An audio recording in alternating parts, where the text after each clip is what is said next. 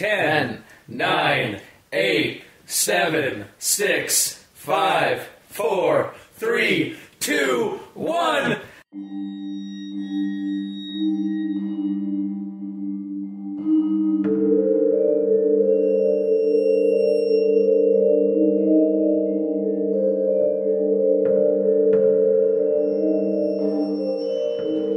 Happy New Year! And welcome to Al Dente Rigor Mortis. I'm your host, Review Cultist. I'm Mikey. The E stands for evil. And I'm the gamer in yellow. And we're here to discuss those internet stories, most creepy and most pasta, for yet another year. So, tonight we have I Dared My Best Friend to Ruin My Life. He's Succeeding, parts 5 through 8. It's the longest title ever. I know, I really do not like Reddit NoSleep titles. If they could just be shortened down to like something not clickbaity, too, that would be really good. But that's the whole part of it. I know it is, but like at the same time, like just give us a shorter title, like maybe if they lower the counter on like how many how many letters you could have in the title. Yeah, so you could not put a W on the end if you need to for things. Oh, sorry, I triggered you, Gamer. Jeez, God. Yeah, so we're doing the last bit of the last couple of parts of I Dared My Best Friend. It's by Zansan90 on Reddit NoSleep. It's also on Creepypasta.wiki, as I found out.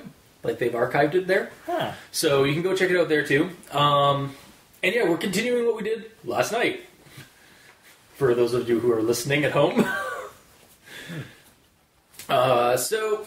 Well, it's technically only like a minute ago. Yeah, I'm going to last night was a minute ago. That's true, yeah. That is very true. So I'm going to do as brief as I can, a rundown of this, like these last four parts. So we left off with. Remember last time I hear, right? Last time on I Dared My Best Friend to Ruin My Life, and he's succeeding. Yeah. We left Xander to basically like he was left alone, friendless, to fight off against Dave. And so that night, they offer to get him into a hotel or something like that, but he's got no money, so he just basically asks and the crime scene guys are actually like thank God they were actually smart and like didn't let him stay in his apartment during the crime scene stuff, but they did reluctantly give him his blanket and pillow, which did smell of death. Yeah. Which I thought was kind of weird, but we get into that later. And he goes to a Walmart, sees David there, finds an opportunity, goes to David's house, ransacks his room, finds a bunch of like evidence to like try and prove that he's the reason behind all this. Goes back to Walmart, does some investigating on their demo computers and like checking out like the psyche eval that David had. In the morning, he gets arrested because, as it turns out, David's house burned down with his mom and him still in it. David survived; his mom died. There was some evidence to support that Xander was behind it. Mm-hmm. So Xander's getting ready, basically, to go into prison. Time goes by. There's like a bunch of like literal court stuff happening involving this, and he's basically being transferred. Talking to lawyers and stuff like that. He's being transferred to another jail 2 hours away. On the ride there, David shows up in his armored truck and knocks the police car off the road and kills the two police officers. Sets Xander free because it's no fun if he's in prison. Like, he wants to ruin his life. He's like, so they basically go into this play of cat and mouse. And then Xander spends the next 7 months basically on the run, but also building up skills to take down David. And like he learns a bunch about how to use the internet properly and like for stalking and surviving on the streets and stuff like that. And he eventually lays a trap for David, which is actually the story we've been listening to the whole time, or have been reading the whole time. It was basically a means of like getting David to David's attention, and so he sets up a place. David replies, basically they changed the place, but it was all part of his plan. So Xander has David meet him with Katie at this warehouse somewhere in Chicago, I'm guessing, because that's roughly where the park was that they wanted to meet originally. Mm-hmm. And they basically have a showdown. Like they get the random merc that David was using is basically pulled out of the equation very quickly, and then so it's basically down to Xander and David, and Katie's kind of stuck in the middle. But then Clark shows up because it was all part of Xander's plan, and there is a gunfight, and David is gunned down after shooting Clark. On the shoulder. Luckily, in the shoulder, thank God. But David is quite dead. And Xander continues to go on the run because they need to get these charges released and he doesn't want to go to prison or anything like that. So he's on the run, and he explains to the Redditor. He thanks and apologizes to the Redditors to the readers who were reading the story because some of the details in these last 4 parts were fabricated to keep David out of the know of certain details. Give him false information. Even earlier than the first one. Yeah, even earlier than the first one. Xander, Clark never actually got taken by his mom. It wasn't just whisked away. He was actually he's been working behind the scenes and stuff like that. Hernandez, turns out, isn't just a dirty cop who's paid off, which did happen during the prison transfer thing. Mm-hmm. Turns out he's actually a really swell cop and is helping out as much as he can. And we've basically left off. Well, however, we are left off in the series where Xander's questioning his motives in doing all this, because originally he thought he was doing this to save Katie, but as he went going, for 7 months basically. He was really kind of descending into this obsession of trying to take down David. So he was wondering if it was all for his love for Katie and trying to get her back, or his hatred of David and trying to kill him and just end him. And our hero is left in question in terms of his motives. And that's basically a rundown of the story, as quick and dirty as you can get. Mm-hmm. So I guess we'll go. Do you want to just go into actual thoughts then? Our thoughts and such. All right. Fuck it, I'm just gonna do quotes. All right. Everything that you said you weren't gonna do, you're gonna do it. Okay, cool. It's hard to read, or it's hard to skim through what I was trying to get at. Oh yeah, no. Okay, so the part with the blanket and pillow. So yeah, when he gets the blanket and pillow from the cops, which I did thought was kind of it's all right. I can kind of see if they're reluctant to do it. I can kind of see that they'd let him have those pillows and that pillow and blanket, but otherwise it's no, it's perfect crime, so go get another pillow and blanket. But regardless of that, the pillow and blanket smelled like death, and I thought that was kind of weird because the whole apartment kind of smelled like death, but why would his bed sheets and stuff like that smell so bad of him? And then it's revealed that in basically the aftermath of what happened, he explains a bunch of things. Basically answers a bunch of questions that he found out. There was when what was the guy's name that died? Isaac. When Isaac died, he left his webcam basically going and recorded his death. And we also saw that after he was killed, David brought in his pillow, Xander's pillow, and basically got as much skin cells from David off of it as possible by basically just pressing it down on the body and stuff like that. I thought he held on his face and was punching him in the head. Yeah, no, he was. So he could try and get so it would look like there was DNA samples of David or Xander on there.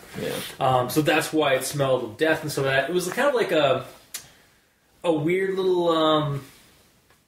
It's foreshadowing. It was not a weird foreshadowing. It was kind of very subtle foreshadowing because it was it seemed like an issue at the time. It's why would it smell of death and stuff like that? But then it actually That's not what I had in question with that part. What was it, It's the fact that they wouldn't give him a fucking pillow. No, yeah, exactly. Yeah, it was a little hard for me to swallow that initially, but the issue is that they poured cereal on the pillow.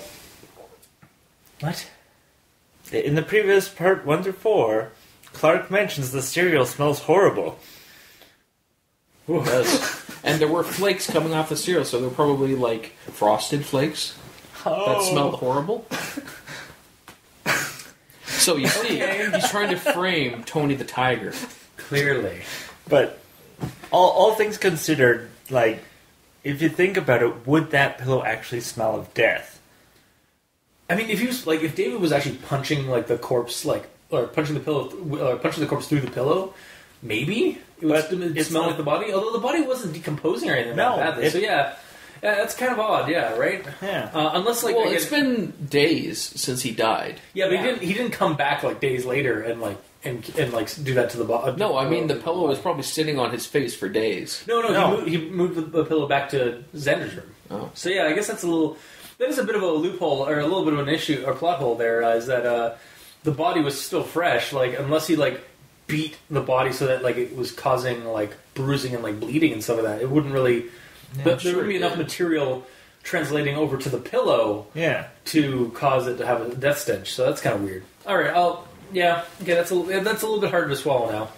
Mm-hmm. Thank you. Without having previous experience doing so, I wouldn't know. Yeah. So, and the other, I might as well jump in here because I have a point on this too. So yeah, it's weird that they gave him a pillow and the blanket as well, because it's well known that police have blankets and cocoa on standby whenever there's something bad that happens to someone. So why bother? Wrong. Yeah. I mean, why didn't he couldn't have gotten one from Hernandez? Hernandez was willing to pay for his windshield his windshield. That's my next note. Yeah, willing to get him into a motel, and he's just yeah. Moving on. Yeah, moving on. We have the and this is going to be a quick quote. I had booted up his ancient laptop, but it was taking forever to load. Why the hell hadn't he bought a new laptop with all the money he stole? That would have made good evidence. It would, and it's likely not at his house, or the information is not likely at his house, given the planning David has been doing. However, that was basically my initial thought on that, when I read that, and I was he wouldn't necessarily have stuff at his house, where somebody could get in and find it. I would assume that David would have suspected that, would have suspected that Xander might try to get into his house. Yeah. And get information. However, he did leave a bunch of stuff at his house. Well, yeah. So I mean, he could just have been they slipped up. But also the thing is, you typically don't spend a lot of money all at once because that raises red flags. Where did he get that money? That's true. Yeah. So he probably has the money stashed somewhere. I would have been surprised if there's a chest of cash in his room's I can work with this. I've actually seen that happen too in Slender vlogs, Tribe 12. The guys give it basically has to go on the lam or goes on the run or is hard up on cash because he can't afford to go to a job, and one of the creatures that's stalking him actually just gives him a suitcase full of money to keep going, plot wise. Or to keep so he can still keep going and suffer because that's what the creature wants. So basically, what happens later in the story? Yeah, basically. Yeah. And honestly, I'm going to touch on that because a part of a lot of this kind of felt like a Slender vlog, kind of in term without the supernatural element, but more or less what the characters end up doing in a couple of Slender vlogs. Is that a common thing in Slender vlogs where Slender Man just gives them a suit? No, not just Slender Man, but other forces or other factions, other proxy characters. Mostly it's a human element, or a cult kind of ends up getting, or they end up getting money from a cult because they basically loot a body, okay, kind of thing, or loot something. But yeah, so getting back to the whole David's house and just scrounging for evidence and stuff, I did actually really like this whole setup because, to me, when I was reading it, it gave me a kind of a genuine sense of urgency. I was actually anxious, getting tense. Is he going to get caught? Is he going to get caught? Is David going to show up? Is I was wondering if at the end of these paragraphs, David was going to show up at the house and there was going to be a confrontation. I was actually kind of worried while I was reading the story. I did kind of get in really kind of invested in the characters in the story. Oh yeah. So here's the thing that I need to ask you about something. Okay. So first, the quote: David and his partner had reduced their risks of being caught by limiting who had access to the information. If you send an email to me via Reddit, I'm not the only one who gets the message. It passes through several servers and routers who all make a note that the message is passed through at a specific time. It leaves a trail. Unless you can erase the logs of those servers, you leave a trail no matter how you send your data. And my note is, inquire with Mikey, the stands for evil, how accurate this actually is. Well, it really comes down to servers, which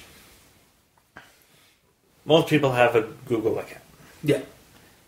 So, if you look at it that way, if you send an email from your Google account to someone else, it has to go to another server, or if it's another Google account, it just goes to the Google server and then back out.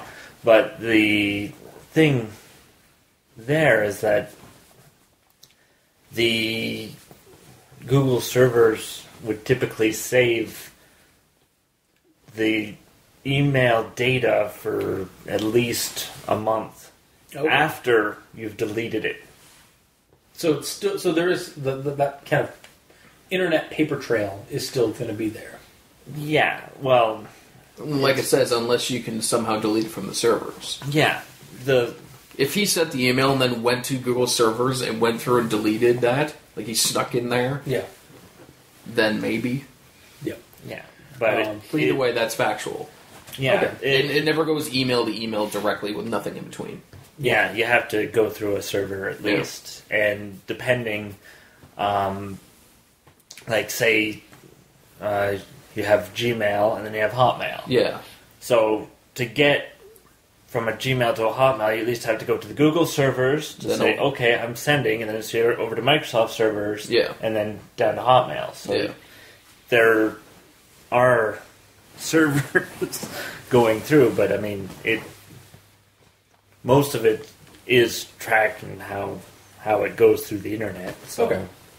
So long story short, yes. Yes. Okay, so that's actually very accurate. Okay. And then like getting to the part where like he's at the Walmart and buys the USB for the hard drive, the proper hard drive thing, and then like is using the demo computers.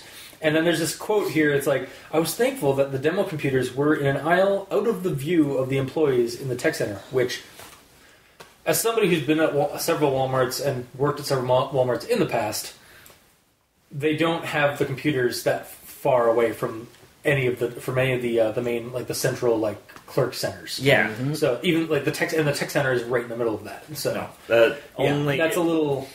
The only way it would work, just thinking about our Walmart, is if he somehow hacked the picture computers.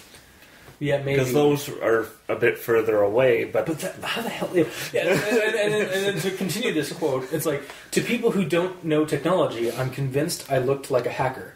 And then my single comment is just like the hackers in Watch Dogs, the video game.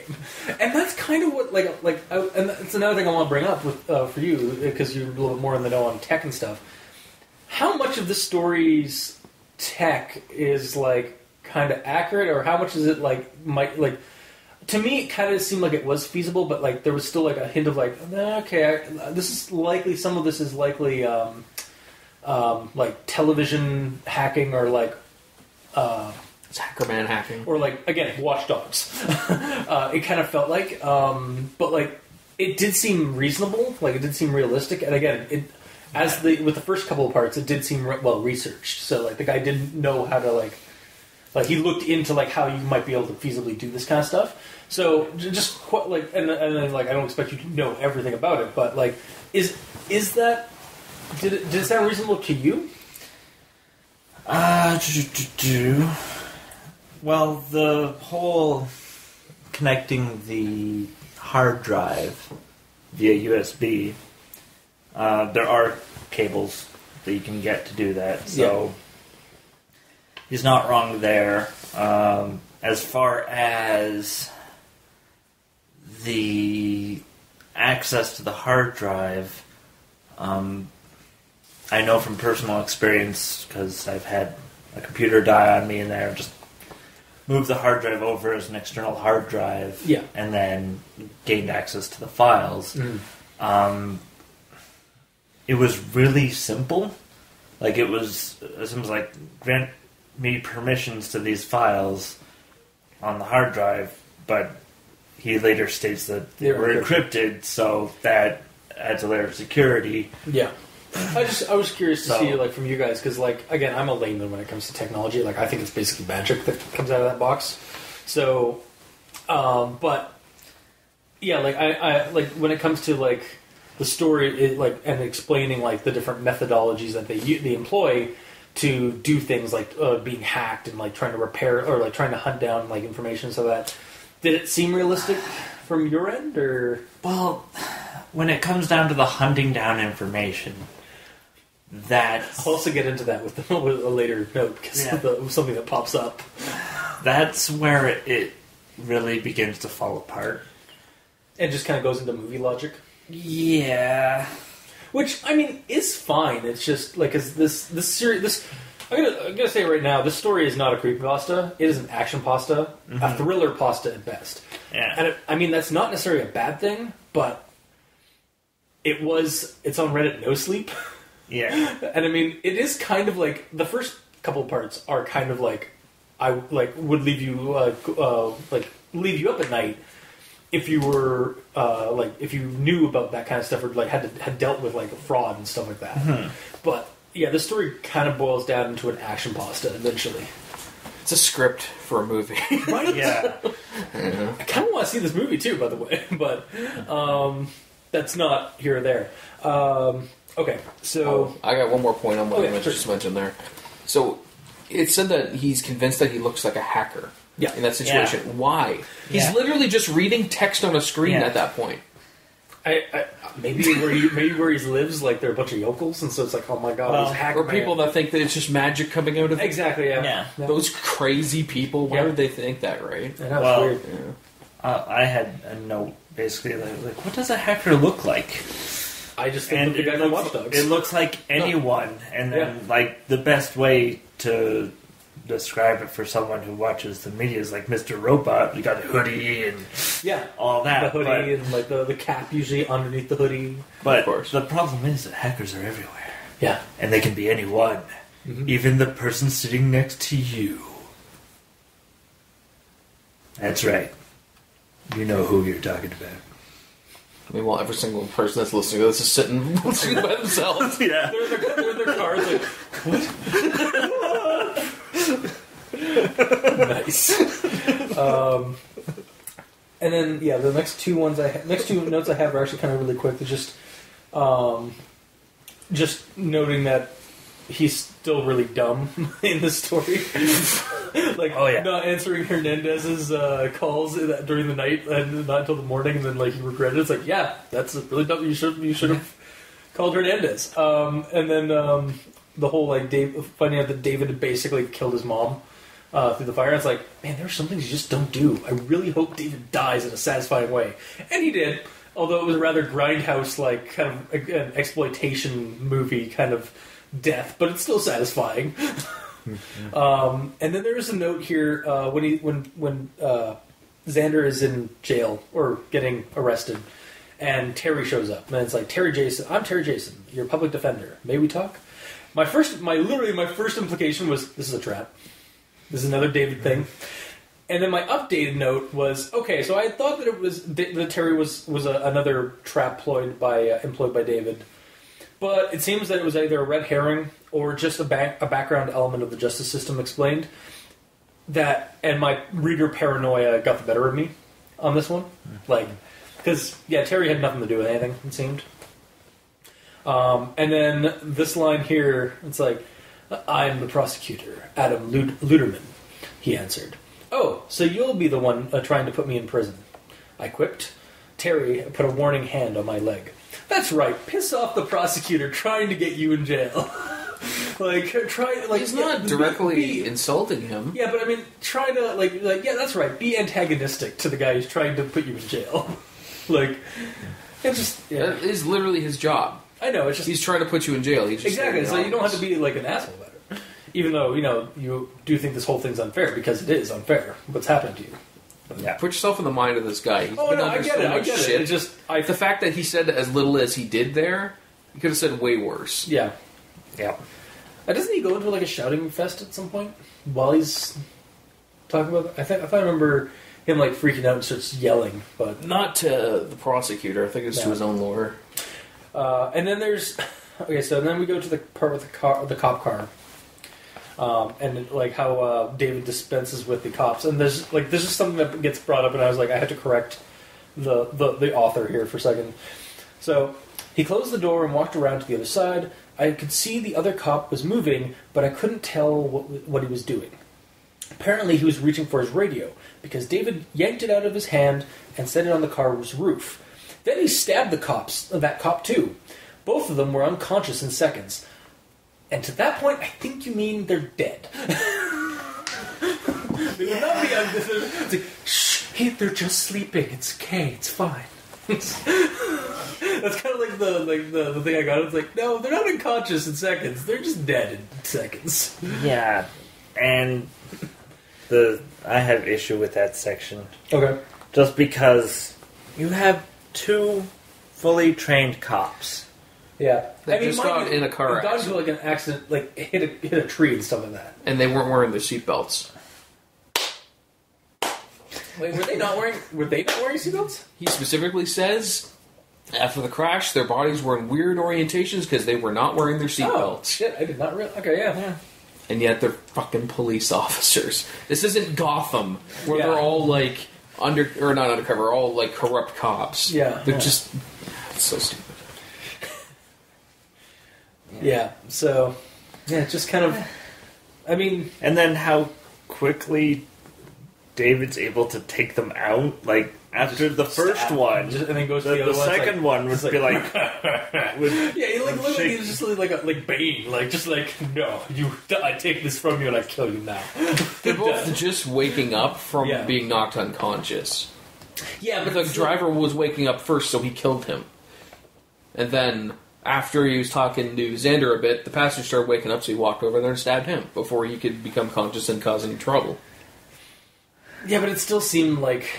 Yeah, it seemed way too easy for David. And I guess, David's, been, building up... Have you been in a car crash before? Yes. Did you have a seatbelt on? Yes. Imagine it without a seatbelt. Now answer that question again. So they went through the windshield and are no longer in the vehicle. Let's assume that you don't manage to go through the windshield somehow. Because it's bulletproof? So yes, there you go. You crush their skull against the windshield. Yes. Yeah. So, with that situation, are you really surprised that they weren't able to act quickly? I guess, okay, fair enough, yeah. But... If they had seatbelts on, then yeah. Because they wouldn't have got... that hurt? Yeah. They would have been able to do shit. Yeah. But because they somehow didn't have their seatbelts on. Yeah. Because they're above the law. Yeah. Because they are transferring this criminal to the next town over. They don't need seatbelts. Fuck that. Seatbelts are only for the other state's law. We don't need no seatbelts in this state. Yeah. And then shortly after that, there's a quote... Or there's a part where it's like I looked back when I was partway through the trees, and there he was. So first off, just that little bit. Part way is two separate words, and it is hyphenated. No. In the sentence itself, it's just treated as one word, but it's actually supposed to be two separate words. But the second part about this is this is when he's basically getting told here's your survival pack. Run little bunny. I'm it's basically just telling him to get out of there, and he's got 30 minutes before he calls response to the accident and stuff like that, to give him a head start to kind of go on the run. And at that point, I was just like, "Damn, this is pretty damning. This is a pretty damning setup." And the part of the whole end part of this, I was not expecting it to go this way. Like, I don't know what I was expecting when, like, the jail thing got brought up, but I was not expecting it to go cat and mouse, like, scenario where, like, David, like, gets him broken out before he even gets to jail and puts him on the run. I'm glad it did, because it also kind of gave me goosebumps, like, reading this part, because it felt like, it's like, okay, this is, like, super, like Hunter and the Hunted kind of, like, scenario, like, and, like, David is clearly has the upper hand in playing with Xander. Like, just, like, toying with him. It's like, yeah, here's your bag. I don't want you to go to jail. You gotta go on the run, and I'm gonna go chase you down. I'm gonna go hunt you at some point. And, like, kind of, like, try and survive. Like, I was like, damn. That, as I was reading it, I was really enjoying this, like, escalation of the whole story in there. Well, he said before, like, I could just kill you, but that'd be no fun. Exactly, yeah. So it's one of those situations where if he's quote-unquote dead, he might as well be dead if he's in prison, because he can't do anything with him. Yeah. He's no fun anymore. So I kind of expected he was going to do something to get him out of there. Yeah. But it was weird when I was reading and they were saying, like, David was putting all this evidence ahead against him to put him in jail. So I'm like, do you want him in jail or not? Yeah, well, because he's trying to ruin his life, but then he realized, like, well, if he's in jail, I can't play with him more. Yeah. Fuck it. So he did all the legal stuff to essentially force him to do what he wants, because he has all this legal stuff as ammo. Exactly. And then,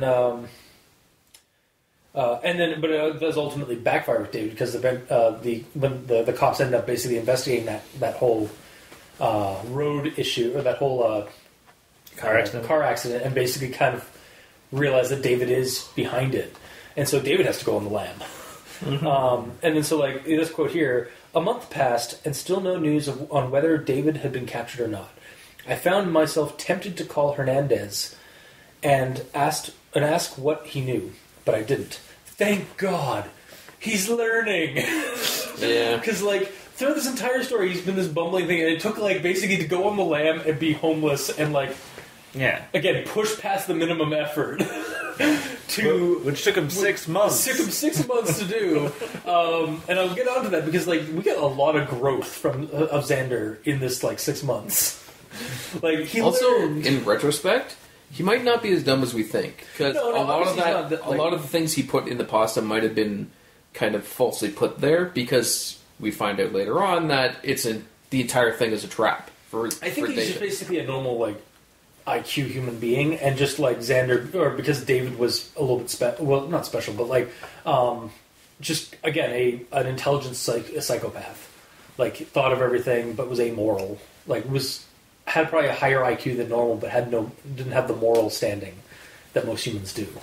I think that's what really kind of, like, why he was dumb compared to him initially, because a lot of people would be kind of be fairly dumb compared to how David act. I don't know what that has to do with what I just said, but okay. No, like, I'm just saying, like, he may not. It may not be that, like, he was putting false information in the story, saying that he was dumb. I think it might have just been that, like, he was just basically, like, trying to explain, like, well, maybe I was just dumb, but, like, no, you're probably just a normal IQ. You're just not. You don't think the way that David did until later in your in this terrible 2 years. Yeah, but think about it. When he's writing the first entry, he's already there. Yeah, he's at that point when he is currently stalking him. So he's at the point when he's learned, and he's in the same mindset as David. Yeah, at the point of him writing the first one. But he's also recalling back to a time when he was, like, not as well informed and didn't think the way he did. So he's, like, saying that he probably was. I don't know. I think I'm just, like, cycling around. So, like, I think it's just, like, he's not dumb, and he's not saying that he's dumb, like, for part of the trap. I think he was just saying, like, recalling, he's like, man, I was really stupid back then because I did not think of these kind of things back in the day.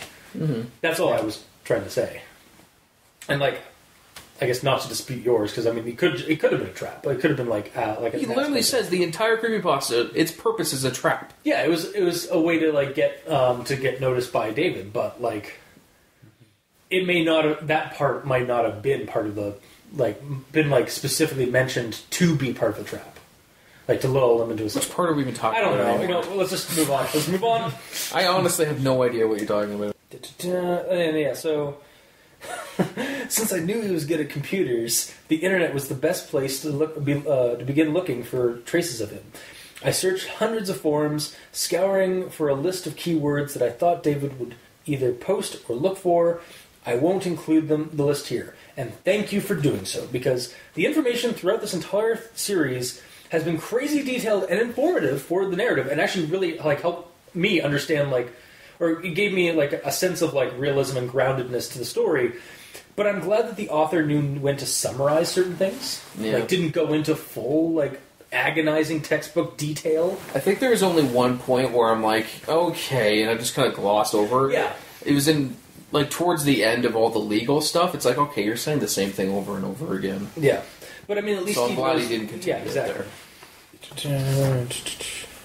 And then there's a part when he's researching David and to try and figure out how he thinks, and I think I'll just do the whole fucking quote. The research gave me invaluable insight into the way David thinks, talks, and acts. I got to know him on a level I could never have hoped to understand from just being his friend in high school. It made my hate for him grow, not diminish. And then, this point is started to be when, I noticed he's this character has grown a lot from the bumbling, hapless victim to this devoted stalker of this psycho David. And it's almost David's plan kind of worked here, to a degree. Their initial plan of to try and get past the minimum effort. It's now it's pretty much maximum effort to try and end each other or to try and ruin each other. And then came the best part of this entire story for me in terms of just out of character, or out of story kind of thing. I didn't only check the regular web either. Some people claim the deep web is a terrifying place where you can get killed at every turn, but it isn't if you don't act stupid. And there it is. I was wondering when this place was going to get name dropped.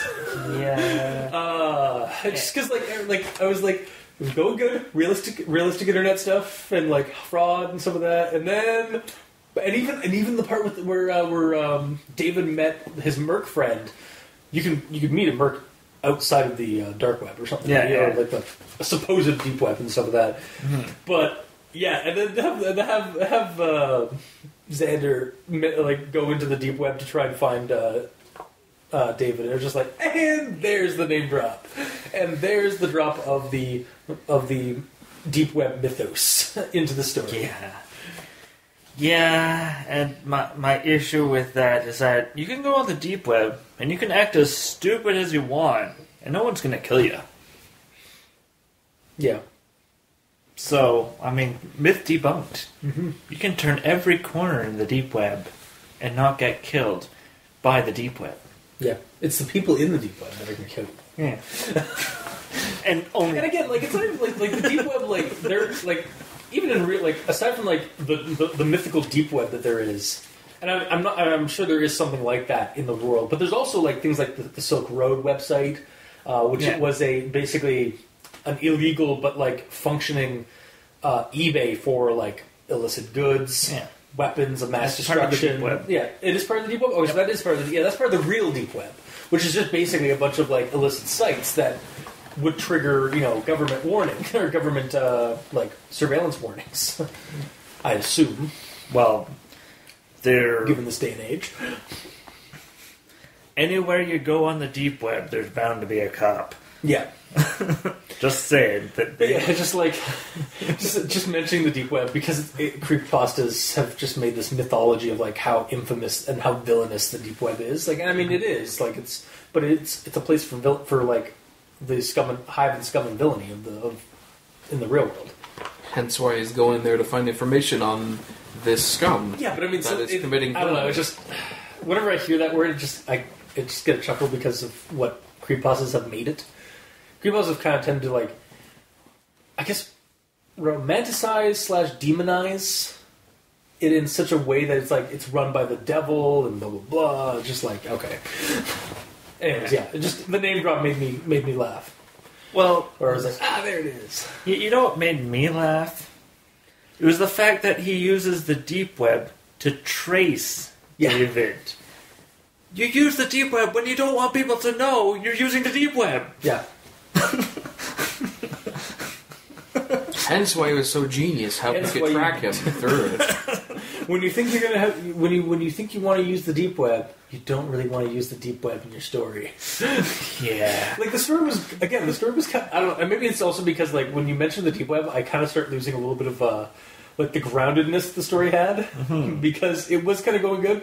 Like maybe it's just because the name implies kind of like a more fantastical like dark internet than what it actually is. But either way, it explains how he tracked him down. He started searching for the things that he would be searching for and found the names of his accounts and what he said on the posts in the deep web, and that's the information he had. Yeah. It's not like he was getting information that was impossible to get.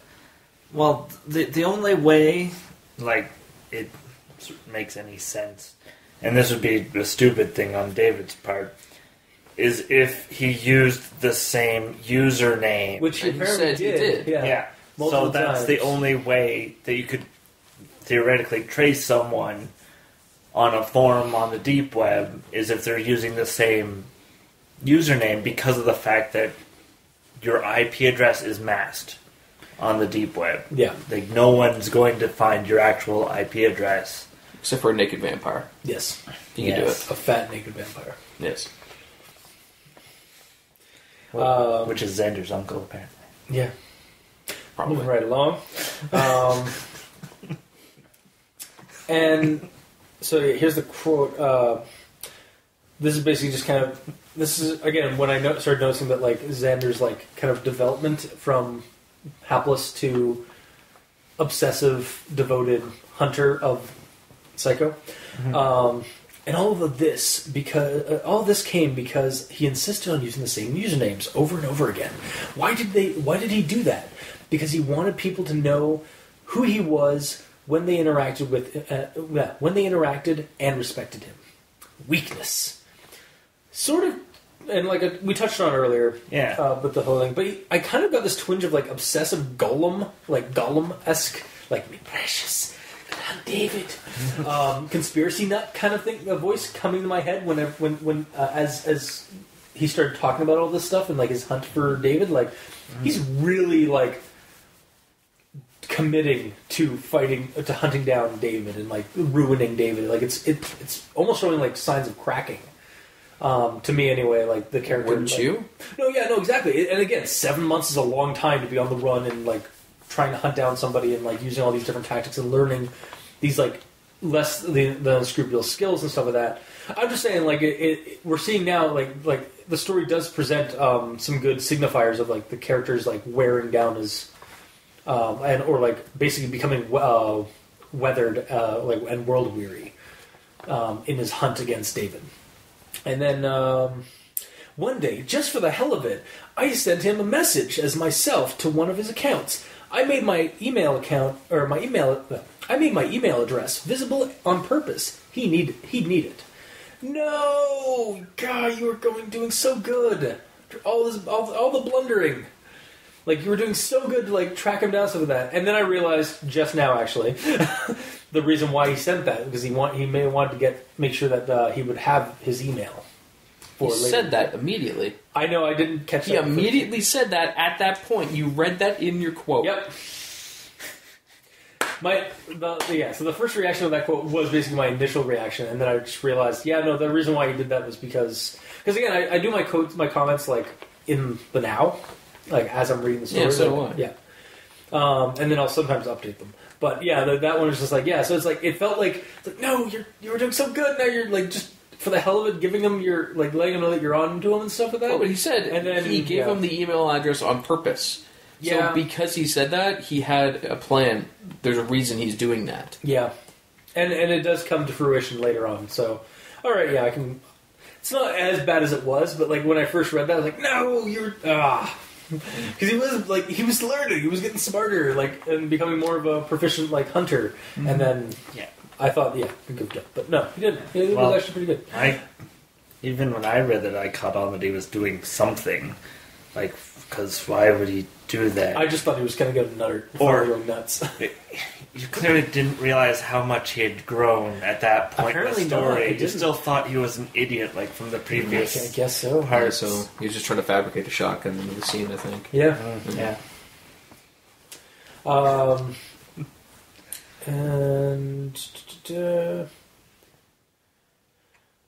yeah, and then he spends a couple more paragraphs going on about like how he was trying to track down his location through VPNs, and basically he was realized that David was moving from city to city just like he was, just like he told his partner in crime to do with Katie. However, we never really hear about his thing with Katie. And again, we find out by the end that like he puts into question why he never really talked about Katie, like trying to find Katie back and stuff like that throughout any of this like discussion, is because he was more focused on hunting down David than actually really getting Katie back. Because hunting down David gets Katie back. Yeah. So him obsessing over getting Katie back isn't Would helping, also be a but sign of him weakness, obsessing over getting to David would get Katie back. Yeah. Yeah. So that's proper. Yeah. And he can't do it half-assed and just go after David without finding out. Yeah, and I guess it also would show it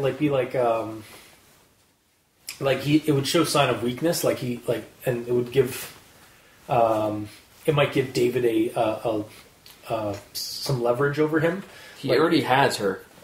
Yeah, he already has her, but like to find if he was to include in the story. Like in the series, that like he was really upset about, like still can't, like after 6 or 7 months, he still couldn't like get any closer to finding Katie. It might give David some more reason to like either get rid of her like before they meet up, or because again, like David's like basically like we know that David is not above just getting rid of people on a whim because they're in the way. Mm-hmm. Like as we see from his mom, from the Merc. Almost Katie, but at the end of the final confrontation. What's his kill count? He's got his mom, the Merc, the 2 cops. Yep. Isaac. Who else did he kill? And then a bunch of animals and stuff like that when he was a kid. But that's and the doctor, the psychologist doctor, because he was he was in a car accident right after doing that report, basically. Well, it said he died. I don't know if it's a car accident. It was a car accident. Well, that could have just not been his fault. He could have been just but I think duress because of how insane David was. I think it was kind of implied in the story that it was David behind that. Yeah, implied, enough said. Yeah. 5 confirmed deaths with a 6 potential. Yeah. And then we get to the part where we actually find out kind of because for most of the story we just get like I'm in this new city, or I'm in a new city, or I'm in this new state. We never actually get definites, but I remember he does at the very end, like when he's close to like luring him in, we finally get like a name drop of a place, Wells Park. And when I typed in Wells Park, when I did my shitty Google foo and looked at Wells Park, the only thing that came up was Wells Park in Chicago. So it's like, oh cool, he's in Chicago. All right, so this whole the part of this has been taking place in Chicago, which is also like Watch Dogs, the video game. And it's just something that came up because like as the story came on, I was like, this kind of reminds me of like aspects of the narrative of Watch Dogs. I never bothered with Watch Dogs, so I have no idea. Yeah, and like I played through the game, so I really enjoyed that game. But and again, it could just be me like not fabricating a shotgun, but like tying in something that the author has never seen. It just happenstance that they kind of coincide. Because it might be the guys from Chicago or the guys from like Illinois area, yeah, exactly, kind of thing. But I don't know, it's just something that came. I was like, oh, that's interesting. It's like again with the hacking aspect and like it's just a commonality, I guess. But it's not to the point that they're hacking street signs, like street lights and shit like that. Yeah, but I mean, like that's not what I was getting. That's actually not what I was getting at when it came to Watch Dogs in terms of this story. It was actually like the whole like being on the run or being like going into hiding and stalking another character, like trying to track down and stalk another like normal human being with some like with some of that stuff, because basically that for most of the game you're kind of homeless and you're living out of little like hideouts and like safe houses and stuff like that. Yeah. But anyway, going back to the actual story. Where are we at here? Yeah, right. Okay, so this part was the time release will occur at 3 a.m. tonight unless I'm there to stop it. You need 2 people to stop it, each one with their own password. No, I won't tell you who the other person is. Now, at that point, when I was reading the story, I guessed Hernandez, which, as it turns out, I was pleasantly surprised, because my favorite character showed up. Back to the story. And then we also found out that password, that whole thing was a bluff. Like, just as part of, like, his ploy to get, to make David desperate. And, so yeah, it was just like, again, another one of those things where it's like, where I was just kind of guessing, because the story kind of drew me in to guess, like, or to try and, like, it's something that you do in, like, movies or, like, in stories where you're like, alright, so that guy's totally the killer, or, like, that guy has something to do with something. And then, we get to this part, which is, okay, this is more or less just the way the sentence was written. Threw me off for a second. At the top of the stairs, the door to the office stood. And suddenly, all hell broke loose as it got up. The way I read it, the way I read it initially, and the way I kept reading it, it's just like, at the top of the stairs, the door stood up. Okay. I know it's stupid. It really, it doesn't work as a sentence as it is now, or like we're still, but like, just like something that came up while I was reading it. It's like I'm allowed to have funny, stupid shit too. It's the silly part of our critically silly. I suppose. But yeah. And then there's a part, like, basically during the final confrontation, David remarks how at the beginning he stumbled, or Xander stumbled, like, trying to get, like, figure out what the hell was going on and do stuff. And, like, now look at him, he's, like, basically almost on par with David in terms of his methodology, or, like, his thinking and stuff like that. And he really has come a long way since the beginning. And yeah, I gotta kind of agree, like, he has, for the most part, come a fairly long way, a very long way from this hapless thing. I can just keep bringing that back. I should probably just stop. But yeah, just something I did like appreciate in this like last 4 bits. It's like he's like how the development of this character. And then there's when the door basically, so like when we get like the door behind David silently opened. He had spent hours oiling the hinges, and so it would create absolutely no noise. And I was like, oh! And it's like, and then we get Clark burst in. It's like, remember me, bitch? Bam! I was like, yeah, Clark! Yeah, I figured you'd like when Jack Clark came back. Whoa, whoa, whoa! I was just like, woo! I was, yeah, like I said, I had expected Hernandez to be the hero, or like to be the second person, or the second gunman.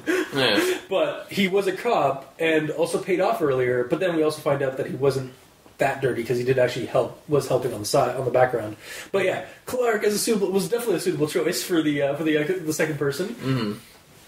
And then it's like, shakily I got to my feet and stumbled over to Clark. He was crumpled against the wall, clutching his left shoulder. Blood oozed through his fingers. Oh, thank God! It was just a flesh wound. Yeah, of course. Seriously, when he got shot, I was like, oh no. Yeah. Not Clark! Yeah. Why not Xander? Fuck!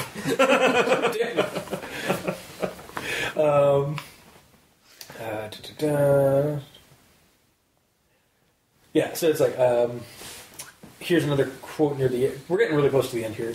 Yep. I sent a text to the server, my script was on, and entered the password to cancel the info dump. There never was a second person. That was a bluff.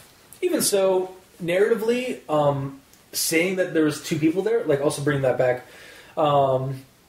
it informs the reader that to me it was kind of a subtle way, or just like a subtle nod, that he might have an ally in the final battle. Yeah, like it wasn't just like, again, Clark burst out. There was like with no reason, or like with no like again, it's not like a thing where it's like, bam, guy with a shotgun bursts through the door for no reason whatsoever, like no warning at all. But like at least with this, we got like a subtle little like there might be a new somebody else there. I assume just in his time on the run, he met someone who wants to help him, and it was just going to be some random person. Yeah. But, yeah. Yeah, and then again, the fact that it was Clark was also really awesome. Yes. So, and then this is a kind of a very minor grammar Nazism. Oh. I also tapped out "I am alive" in the Reddit thread to alert everyone I had survived. I think he meant typed out. Yeah. What do you say? I also tapped out. I am alive. He's tapping on his phone. Yeah, I guess that could work. I don't know, just it felt like typed out was actually the word you were looking for, or typed was more the word you were looking for. Yeah. But they would both work for a phone situation because you're tapping the screen. That is also true, yeah. But you also have a keyboard on the screen, so you're typing. You're tapping the keyboard, though. Yes. Tap on the keyboard. But yeah, you're typing with the keyboard. But there's no physical keys that go down. It's a virtual keyboard. Exactly. So you're tapping on the keyboard. The screen. Yeah, it's a very exactly. And it's a very minor nitpick. And honestly, like this story, like I almost only able to really find two that I was actually worth putting on my notes. And even like two that I was willing to put on That's a German 3. I was willing to put on my notes, and even then they were like, I even comment, it's like really nitpicky, like as the grammar Nazi. And then we find out later, in this part with the my notes, I have the dead skin cells on the pillow thing, so we figure that all out. Hernandez also told me when he came to visit that Jackson had turned up. He'd come home a couple of days after I was arrested and was brought in for questioning. He had proof and witnesses that he had been staying with his family for a few days.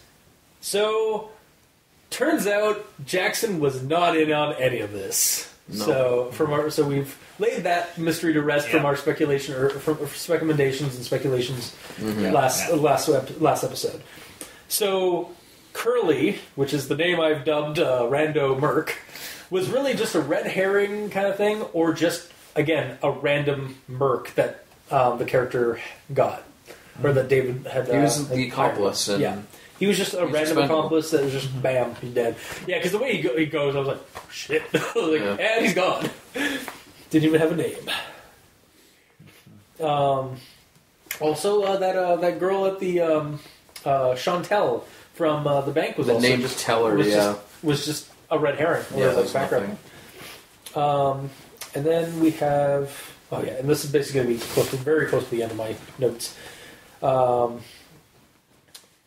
As for Clark, his disgrace... Yeah, so basically it just goes into, how Clark's disgraceful exit was a fabrication to throw David off, and that he'd been working on behind the scenes to help him out. To my notes, that was, clever. Also, nice, neat way to cover up any missteps in the narrative posthumously if, that wasn't thought of during the initial thing. However...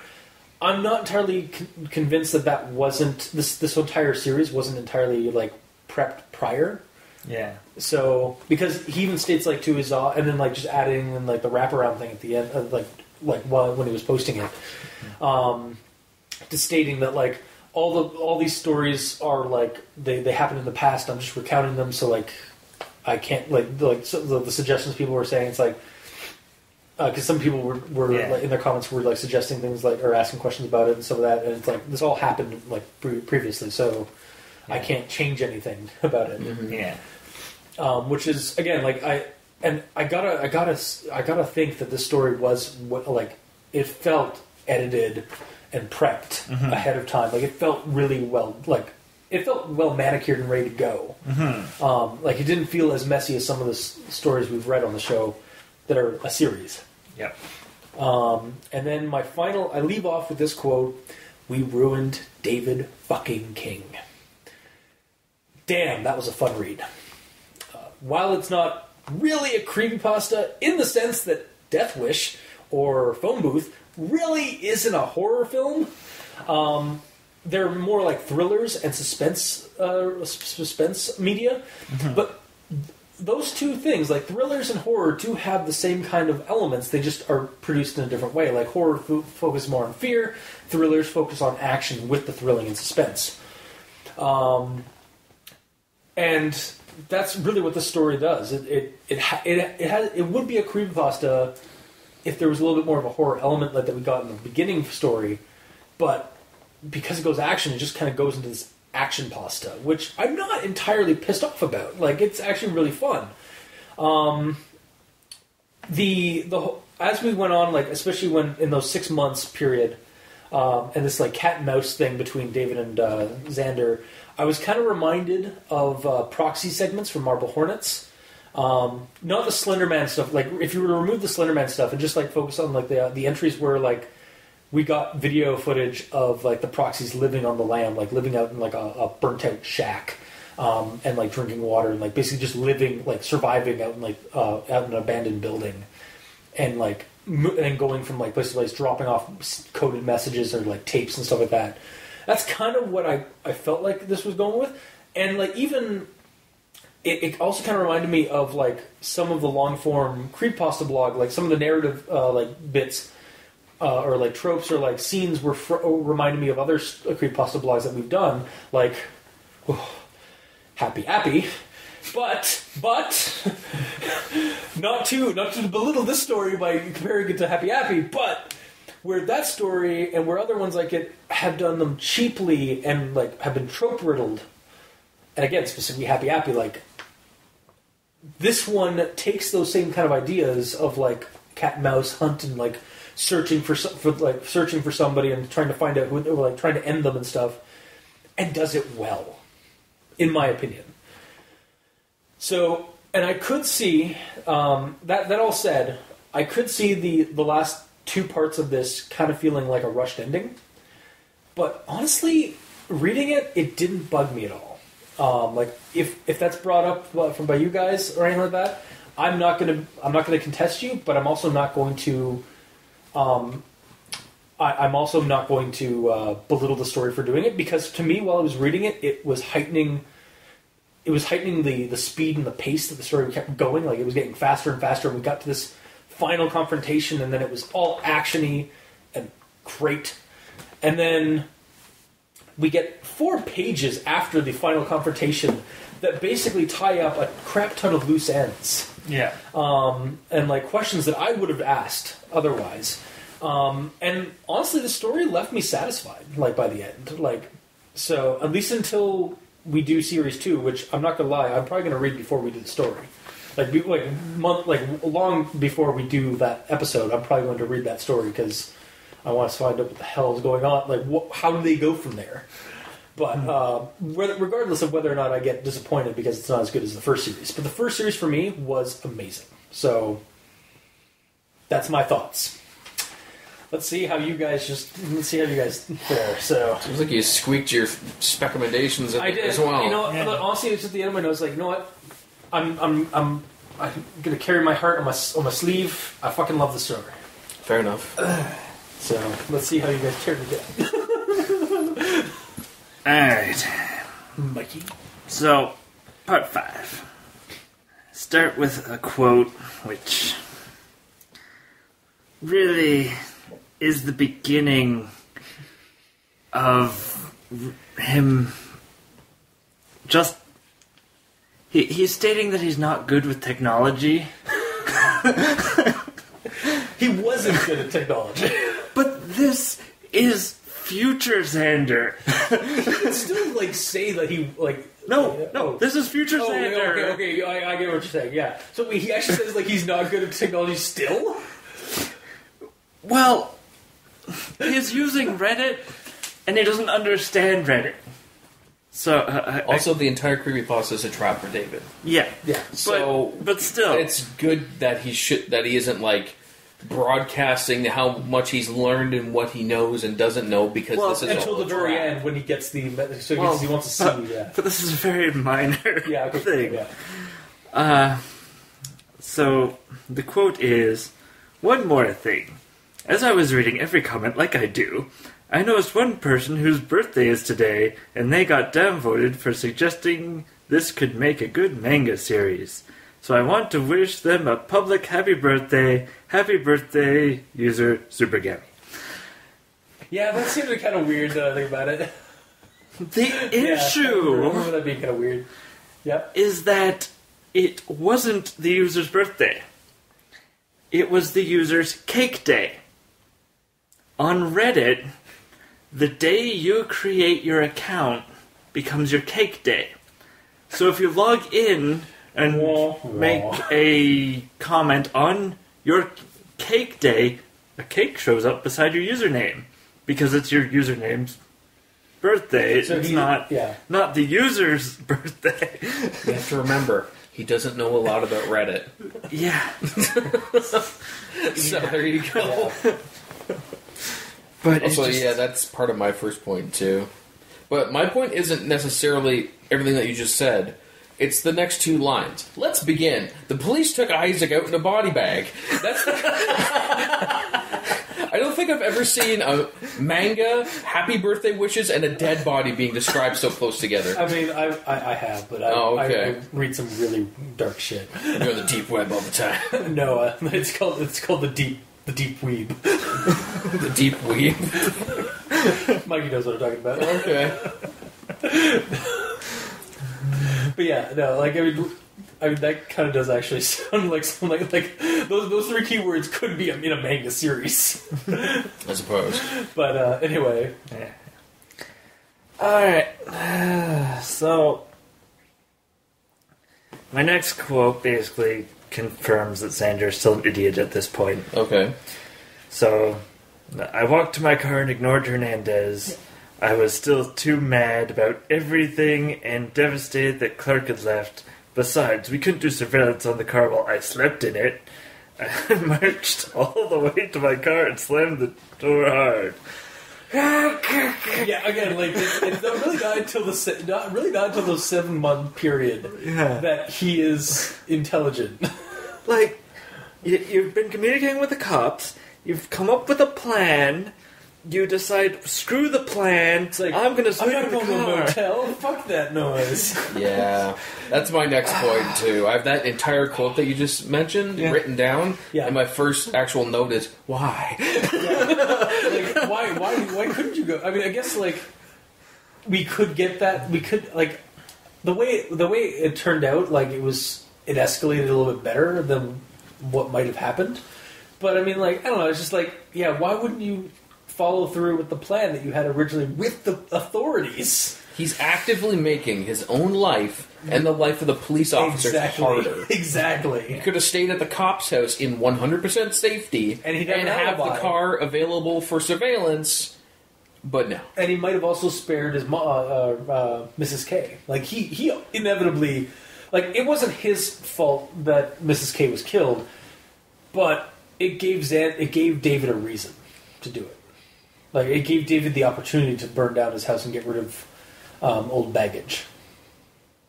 You calling his mom an old bag? She was a nice lady. No, I said old baggage as in, like old loose ends, basically. She was a nice lady. No, I'm aware. I'm pissed off, too. I'm just saying. Don't throw my words around. She gave him brownies.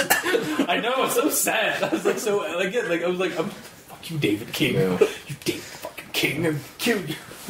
Yeah, I like that his name is David fucking King. Yeah, like that's throughout the entire story. Like he like whenever he's so pissed off at him, he just like states David fucking King. Maybe that's his actual middle name. He's just saying his name in full.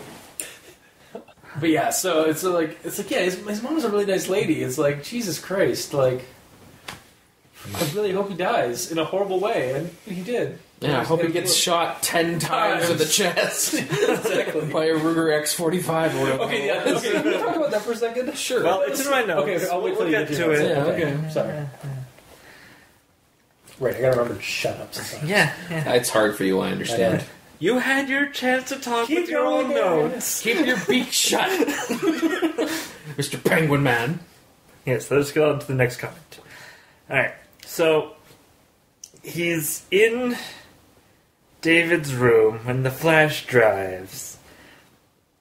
And the quote is, "The first flash drive had old high school papers on it. Nothing useful there. The second and third drives were bootable drives and could boot Linux. I don't expect everyone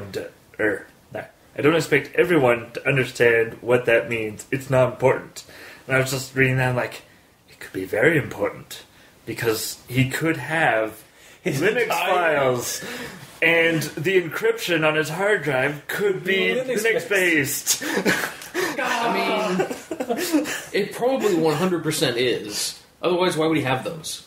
Yeah. Yeah. He obviously uses Linux. Yeah. Because he has them. Yeah.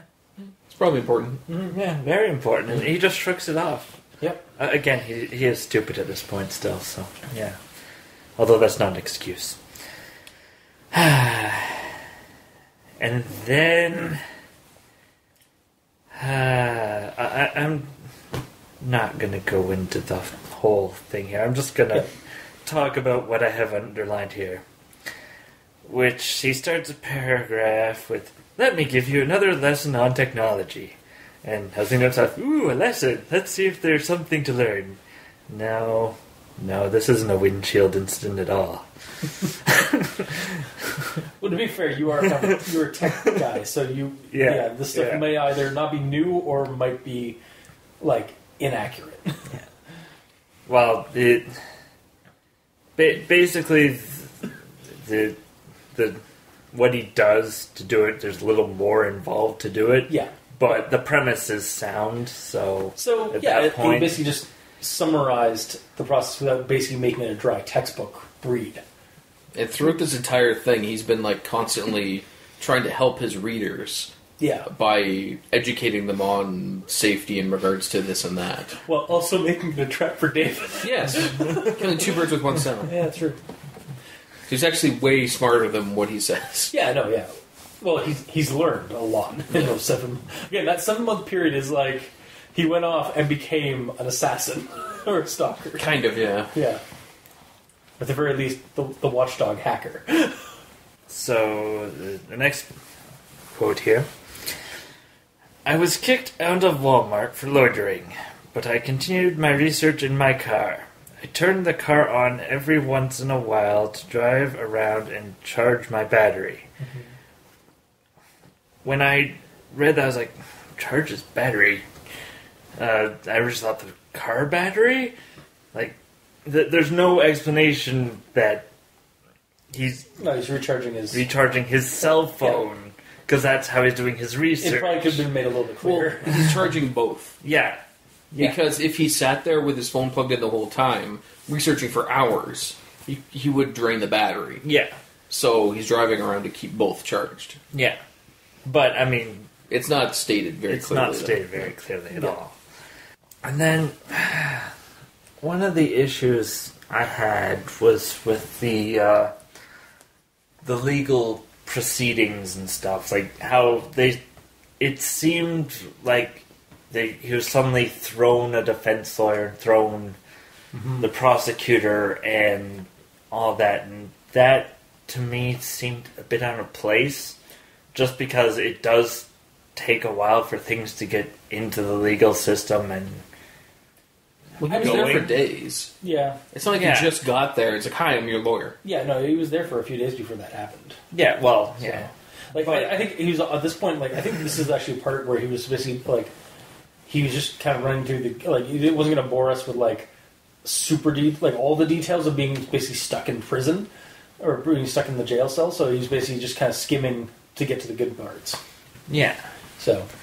But even still, like, it's been, I think it was like a week or something that he was in jail, and then suddenly, here's your lawyer. Yeah, well, here's your defense lawyer. Like, basically, they had to get the thing started. So it's like, maybe it was a slow day. Maybe it was a slow week there. So. Well, what I'm saying is it seems too fast. All right. Well, honestly, it didn't really bug me, because I figured it was either. I figured it was either. It was probably a mix of, like, some research on the justice system. Like, this person has obviously been doing some research and stuff, mixed in with, let's speed it up along so the readers aren't bored. Internet or like TV crime shows. Like, he constantly mentions crime shows that he watches. So it's probable that a lot of this is some of this information is also coming from those, which honestly I'm fine with, because I do not want to read dry, boring, proceedings that take months. So that would be boring. And honestly, probably unrealistic. He probably broke it up by David earlier than that. Then at that point. Yeah, and it is, as we said, it's an action pasta, so they got to keep it moving. Exactly. So. Yeah. I took it for what it was. All right. The next quote here. You can call me Terry, he said, reaching out to shake my hand. We sat down opposite each other, with the table between us. I've heard a little about your case in a brief overview from the chief, he said, pulling folders from a briefcase. It's long, I admitted. At that point, he hasn't stated what it is. You just said, oh yeah, I've gone over your case with a little bit of overview from the chief. And he's like, it's long. Yeah, his case is long. Yeah, but he could have said, I'm sorry, yes, my case is long. This is dialogue. In a conversation like that, I would say the same fucking thing. Would you expect him to tell him everything he already knows, detail by detail, and have the author write that down for us, detail for detail, all the things we just read again? No, I'm just saying that it's long. And I'm just saying, like, the guy before that just said, it's like, oh, I've read your case. About your case. About your case file. As he pulls out the case files. And then your response would be, yeah, it's long. You're not necessarily going to say, yeah, my case is pretty long. You're going to say, it's pretty long. Well, but would you say it's long? Yes. If someone came to you and said, I've heard a little about your case in a brief overview from the chief. Yeah. Would your first thing be to say, it's long? Yeah, I would. Or would you say, oh, okay, like... No, so I would have commented. I probably would have commented. It's like, yeah, it's long. To me, that sounds like a natural conversation or a natural bit of dialogue. And I'd say I'm a shit creek without a paddle. Yeah. You know what it is? You're not Xander. You're not Xander. Yeah. I'm not Xander. You're not Xander. It's the fact that, like, maybe somebody over there might be a Xander listening.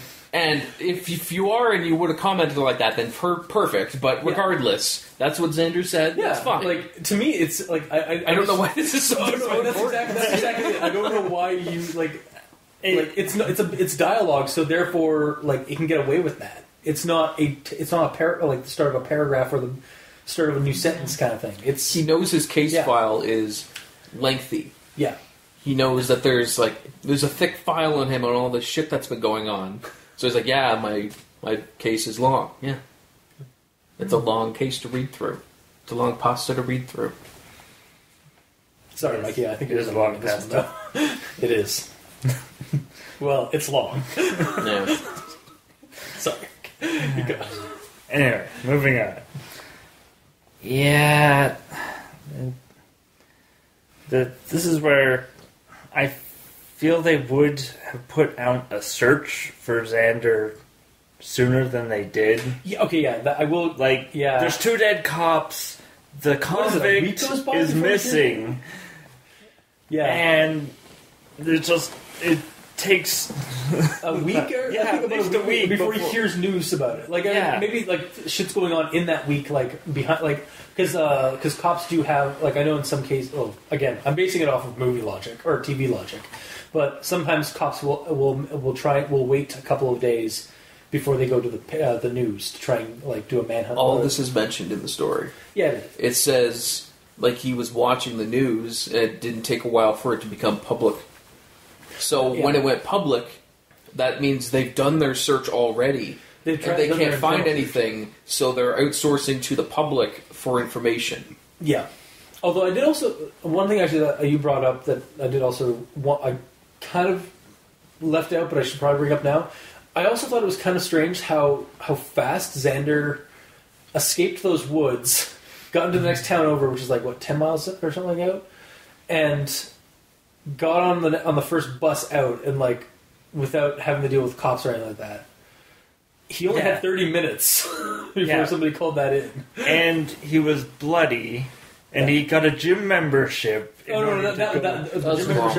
gym membership was after he left that town. But in that town, he got a quick, like, he found, like, a place to, like, get his old clothes out and, like, dumpstered, get a haircut to change his hairstyle or his hair color. And but stuff he washed his hair, and then wash his hair and some of that, and then get it colored, and then got a bus out of that town. Like, in that time, I'm pretty sure the cops might have been investigating that town. Not necessarily. Maybe, I don't know, just... Because it's 30 minutes to get to the crash site, and then they have to question David, who I'm assuming was there. Or maybe he wasn't. He may have just waited until... and then, left early. Yeah, he probably left, actually. But either way, yeah. They would have had to get there, investigate what happened, see if there's tracks, if they could have found him. I think... Yeah. They would have sent the canine unit because he's on foot. Exactly. Yeah, he might still it's a 10-mile walk out to the. I think that's what it was. Yeah. It might be longer, or it might be less. But still, 30 minutes is not enough time. Again, that's when he'd call him. So it probably take them 10-20 minutes to get there. And it's honestly why I didn't mention it in my notes or anything like that, is because it wasn't. It was hard for me to gauge whether or not that's plausible or not. I mean, honestly, there's a lot of the story that I kind of just you know what, fuck it, I'm here for, this has been a fun story so far, so I'm willing to forego, or suspend my disbelief on a few things in the story, because of what it's been doing. But yeah, I don't know, it did seem about this point is when some stuff was a little time was a little bit tight. Yeah. You think you should have given him an hour? Maybe. Because we also don't know when, or how long it would take a cop or the emergency officers to get to that crash site. Mm-hmm. Could have been an hour after that half hour. So he actually technically has an hour and a half to get to that. You did say he was driving between states. Yeah, and it's a prisoner transport. They would have a check-in. Yeah, that's true. Yeah. So they probably have to check in every so often. It was a 2-hour drive. No, he doesn't mean at the destination. He means during transit, they check in saying that they're still in transit. Yeah. And then that's why when he was radioing and stuff like that. And then, I don't know. It's a little, again, it's a little muddled and kind of a tight, iffy spot there. Yeah. But. Yeah. All right, and then just the his searching on the interweb. Not a fan. Well, the interweb is full of a lot of trash and garbage to sift through. So, and when I read the phrase, I spent weeks gathering pseudonyms, post records, and IP addresses he'd used, I was like, what good is knowing IP addresses really? Because the IP address is essentially where you access the internet from. Yeah. So, whether he's... The only thing that would really help is really location. Yeah. You'd be able to tell where he is potentially by his IP address, but he uses a VPN some of the time to mask his IP. Yeah. And... also, that whole thing about you only using a VPN some of the time. I mean, you're a crazy man. If you're doing security, you're sticking with security all the time. The character had to slip up narratively, otherwise we'd never catch him. Yeah. Also, he did have it did take Xander 6-7 months to do this. Yeah. Yeah. So it's not like he did it in a week. All this stuff. It happened over a course of basically half a year, which is a fair amount of time tracking something down. Yeah. Okay. And here's back to the deep web. That whole paragraph. I'll take another quote from it. I found catalogs worth of information. I was able to... that's interesting. I was able to identity a lot of his false identities. All right, so another...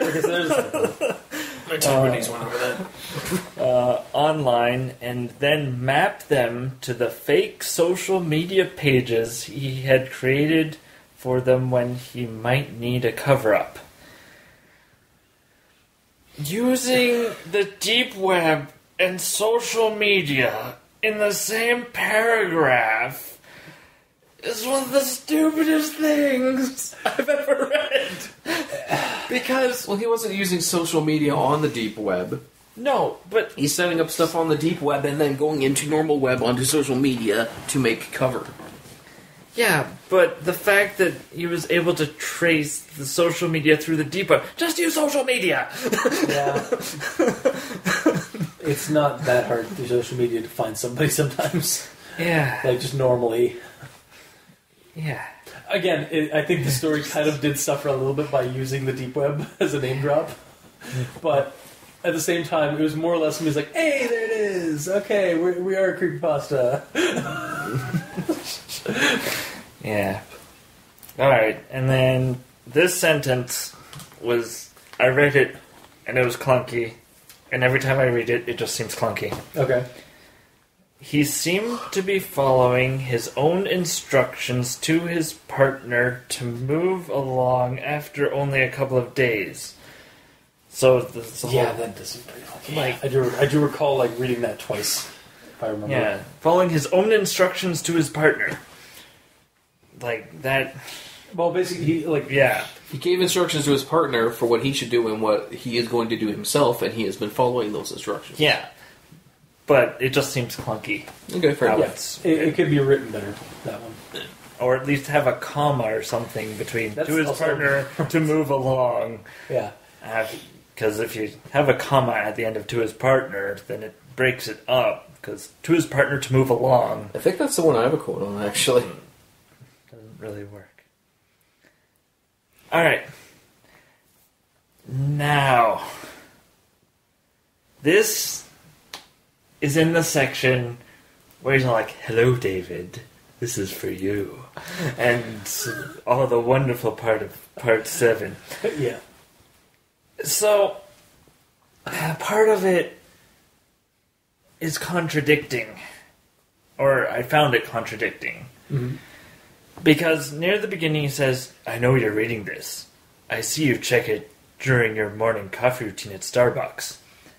Then, a few paragraphs later, right now, as I'm about to submit, you just bought a sandwich at Jimmy John's, the meatball sub. It's currently Saturday, July 2nd, 7:32 p.m. There's your proof that I'm nearby. If he's planning to read it at Starbucks, why is he going to read it when he's eating meatball sub? Because he's following him now and sending it. So he knows that he'll read it later at the Starbucks. Yeah, so when he gets there, he reads it and goes, oh, I did buy that at 7, whatever the fuck. Fuck. Although I think was good. I think he does say like after the he does. It is in part 8. In part 8, yeah. In part 8, he says, "I was watching you at Jimmy John's, and I saw that you got the notification that I posted, and you checked it, and you left your half-finished meatball sub and got up and all that." And yeah. So, but he posted it. It went online, and then David has a notification on his phone. Yeah. So it beeped that it went online, and he looked. But it goes online, and he stated before, I know you're reading this. I see you check it during your morning coffee. He's checked it in the past. He doesn't mean it's always at Starbucks. It's just that's when he's seen it in the past. Yeah. Well, it seems like I don't know. That's where he knows he is right now. But no, you're at Jimmy John's. And it's like... But then he sent it, and then like in part 8, he explains that like when he did send it, he instantly got a notification. He decided to check it then. So it's like whatever. It just seems clunky. Okay, well, I took it as the fact like when he goes to Starbucks in the morning, he reads the people's comments and shit and what people are saying about it. And then when the notification comes up that a new one's been posted, he reads it right then. Yeah. Okay. Alright. So... Are we in part 7 or part 8 right now? Well, that was my last thing for part 7. Right. So we're on to part 8. So my stuff's almost done. Yay! Alright. So, at the beginning, he's describing that it's essentially an abandoned warehouse. I'm like, alright, on board. Got this. Yes. And then he steps foot, and it's suddenly a factory. To me, a factory and a warehouse are two separate things. They aren't. They can go together. He doesn't know what the warehouse like building is for. It doesn't say like building. He says warehouse building. Warehouse, to me, honestly, warehouse, factory, now, if do it coincide. could have been easily said, like you said, warehouse-like building from the outside, that would have fixed my issue. But he doesn't state that it looked like a warehouse from the outside. Okay. But it's a warehouse inside, isn't it? But he says it was a factory for something, but he didn't know what the factory was for. But it is also stated the factory warehouse. Yeah, it's a factory warehouse. Yeah. It was also like he also mentioned that it was like aisles, like those. It was like full of aisles, like a warehouse, not like a factory. Maybe just get rid of the factory element because it sounded like a warehouse to me, like the whole time. Yeah, but he does. So it was, but there was like a managerial office thing. Why would you need that in the warehouse? Yeah, usually for like cataloging some of that, like what you would have some like somewhere for the like the manager of the warehouse to. But it wouldn't necessarily be on its own tier. Yeah, because in a factory on its own tier, it's to overlook the workers. It's an industrial structure, but it also saves space because then you can have all the shit underneath, and the building it or the little office room is not taking up the space, valuable warehouse space for the factory warehouse. Yes. See, they're a warehouse that stores tiny factories.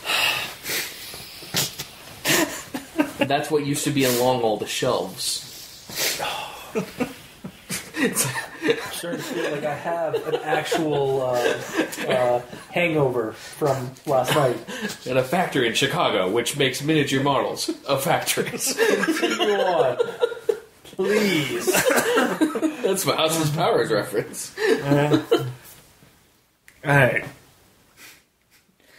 I don't know why, but I read this quote hilariously. So is it going to be like me in the door? How the door stood at the top of the stairs?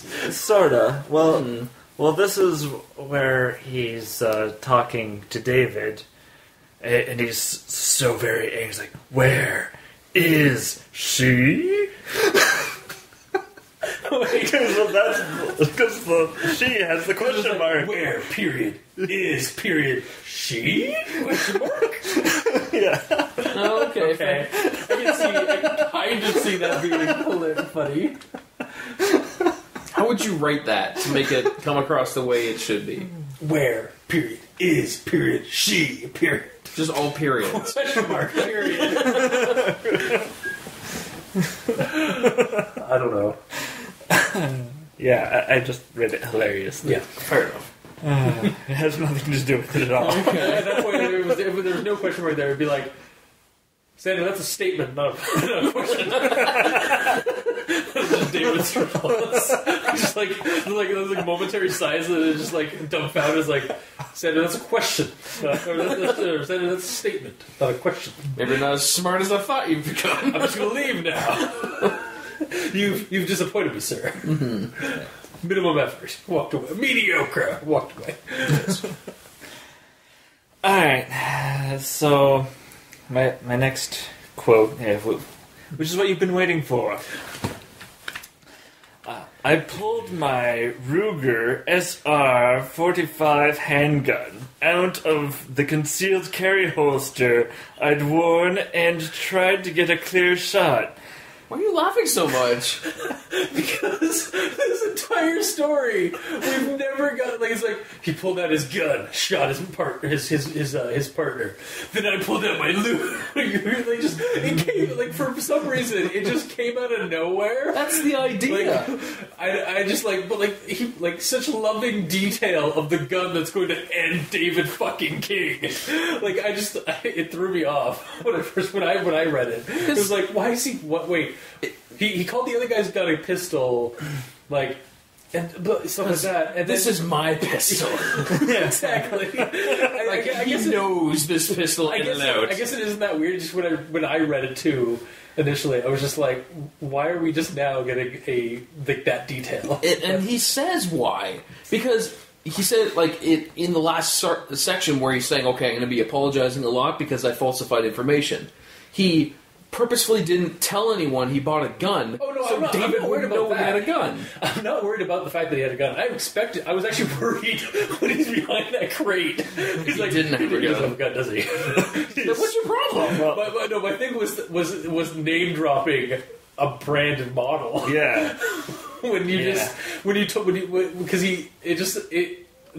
name drop of the model and make of the gun is what threw me off, because he was saying that David had a gun, and again, realistically, he would know what David's gun was, but he knew exactly what his was, and because he went out and bought it. It also kind of it hammered in that the story is more of an action thriller kind of pasta, because in thriller stories and stuff like that, they go into loving detail about all the guns, it's almost like gun porn kind of thing. And it's just something that came up. I'm sorry. The entire thing is super detailed in everything. I know. All of the attacks on him, like the cyber attacks, and I know. I think I'm also just kind of when I was reading that, I was also starting to remember that noir story we read a while back.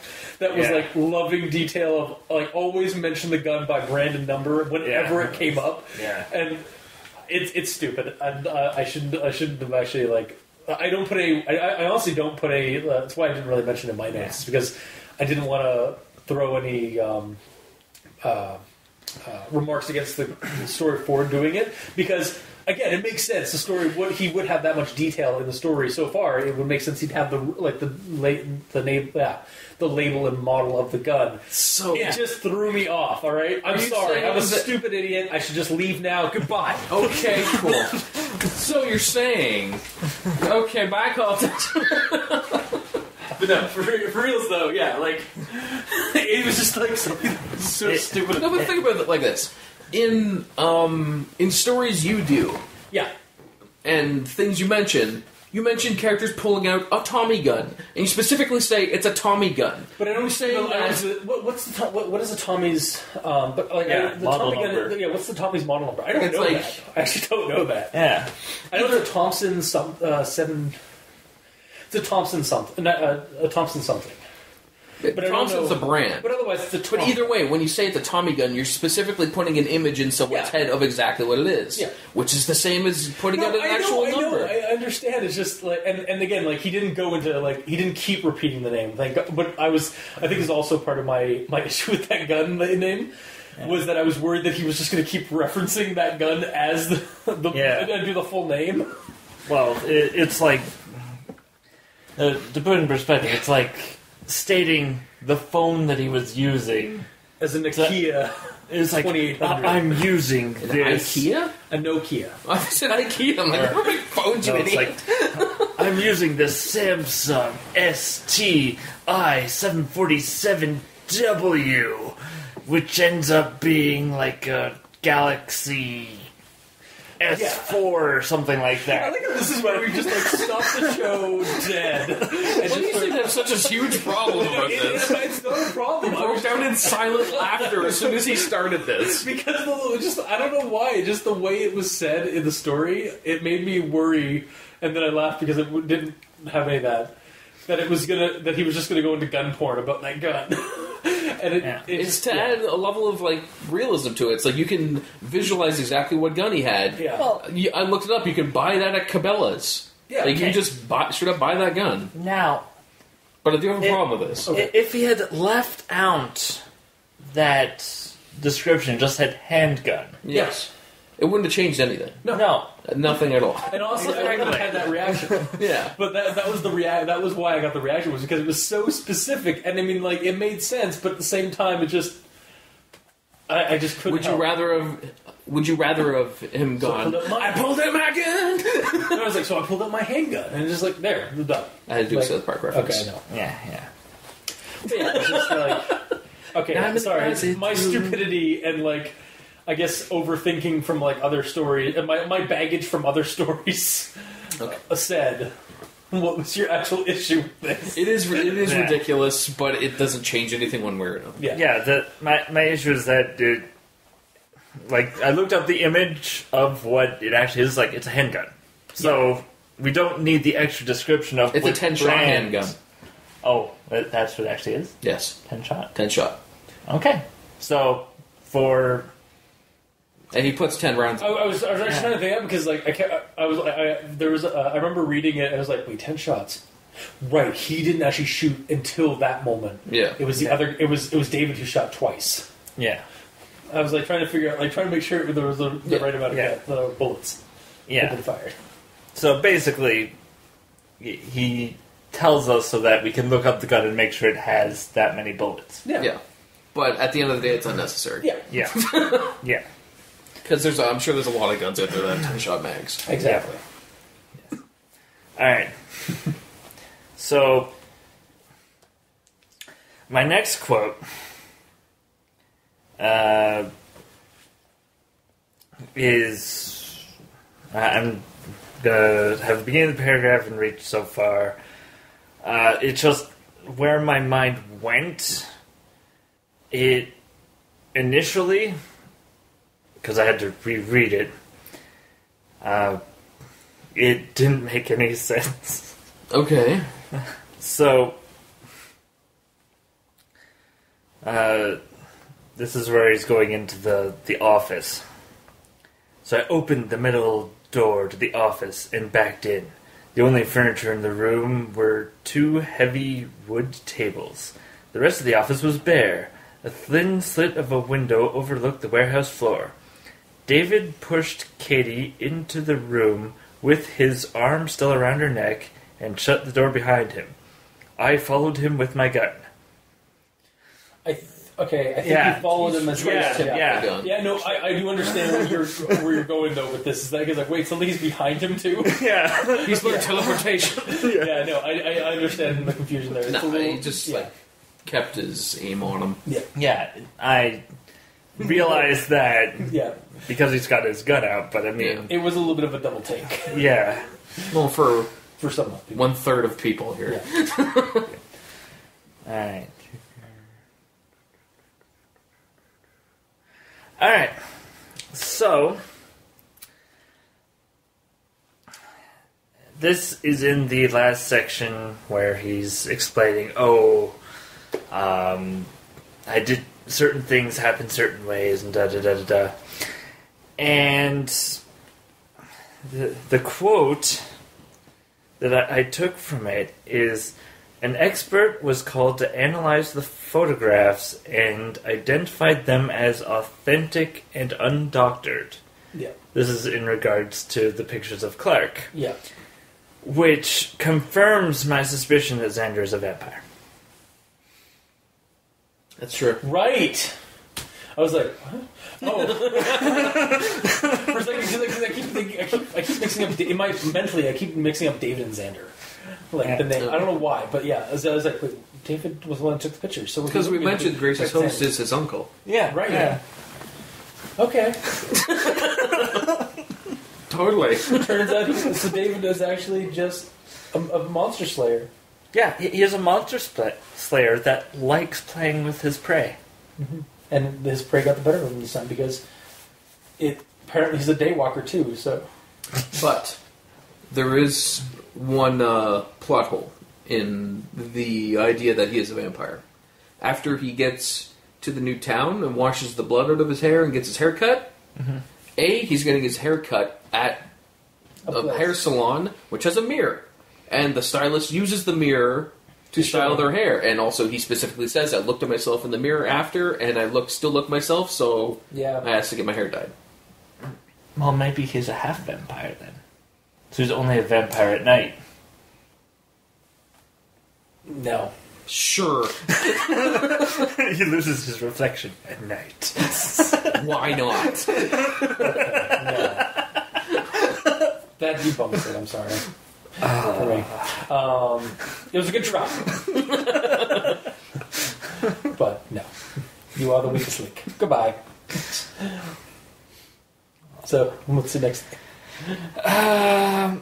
Well, my other thought process, which was also in the comments of, I think, the part 8, was that, what if Katie is in on it? Yeah, because 7 months is a long time. Yeah. And again, like, I kind of agree with his speculation at the end, like how like that could or like even David like mentions like Katie's not the same person. Like 6 months have gone by. Like you just know that you just have the. Honestly, I was like almost like that's not even Katie. It's like just some other person. Like Katie's been dead for like he doesn't even remember what she looks like. Yeah, like kind of stuff like that. And I was just like, yeah, I'm wondering about that. And I'm also wondering if that might end up happening. Something might end up happening in series 2. But there's a part 2, and who else is alive? It's not really just Clark, Xander, Katie, and Hernandez. Yeah.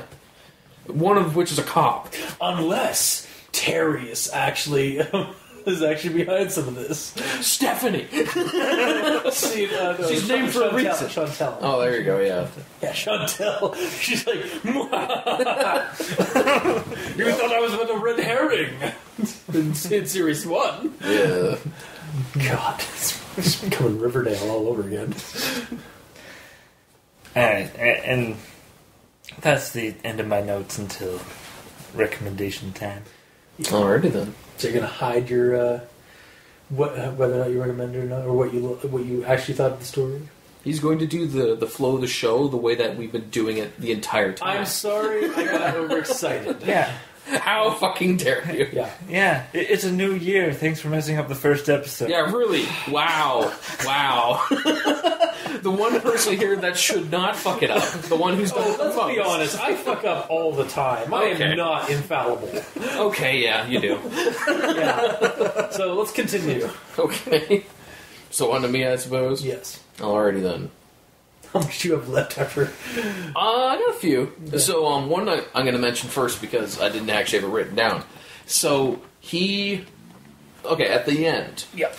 When they were doing the showdown and he pulls out his Ruger S, whatever the fuck. Yeah. First of all, he has a gun. So he would have had to get a permit to own a gun. No. Well, yeah, but yes and no, because American laws are a lot more lenient than Canadian. Well, and he has a concealed carry holster, which I'm sure you need. Actually, no. Super easy to get. Need shit to get concealed carry. As I found out, actually, through Riverdale and through another podcast called Maple Syrup Blood Money, because they actually went through this in that show where Archie gets a bunch of like stuff for a gun and like even like gets a holster and all that. You can actually get those for almost with no identification at all. You can get the holster for no identification at all from a hunting store. But the gun? The gun probably he got it through like a seedier method. Through the dark way. Yeah, and again, or like how Archie got it, which is basically like he knew, like he found a guy who would sell it on the street. Like it's America. Guns are in piles somewhere. I guess. Yeah, like if he got it legitimately, he would have had to have a background check, at which point the police would have been all over. Yeah, that's. But he obviously didn't. He obviously got it through illegal means, likely.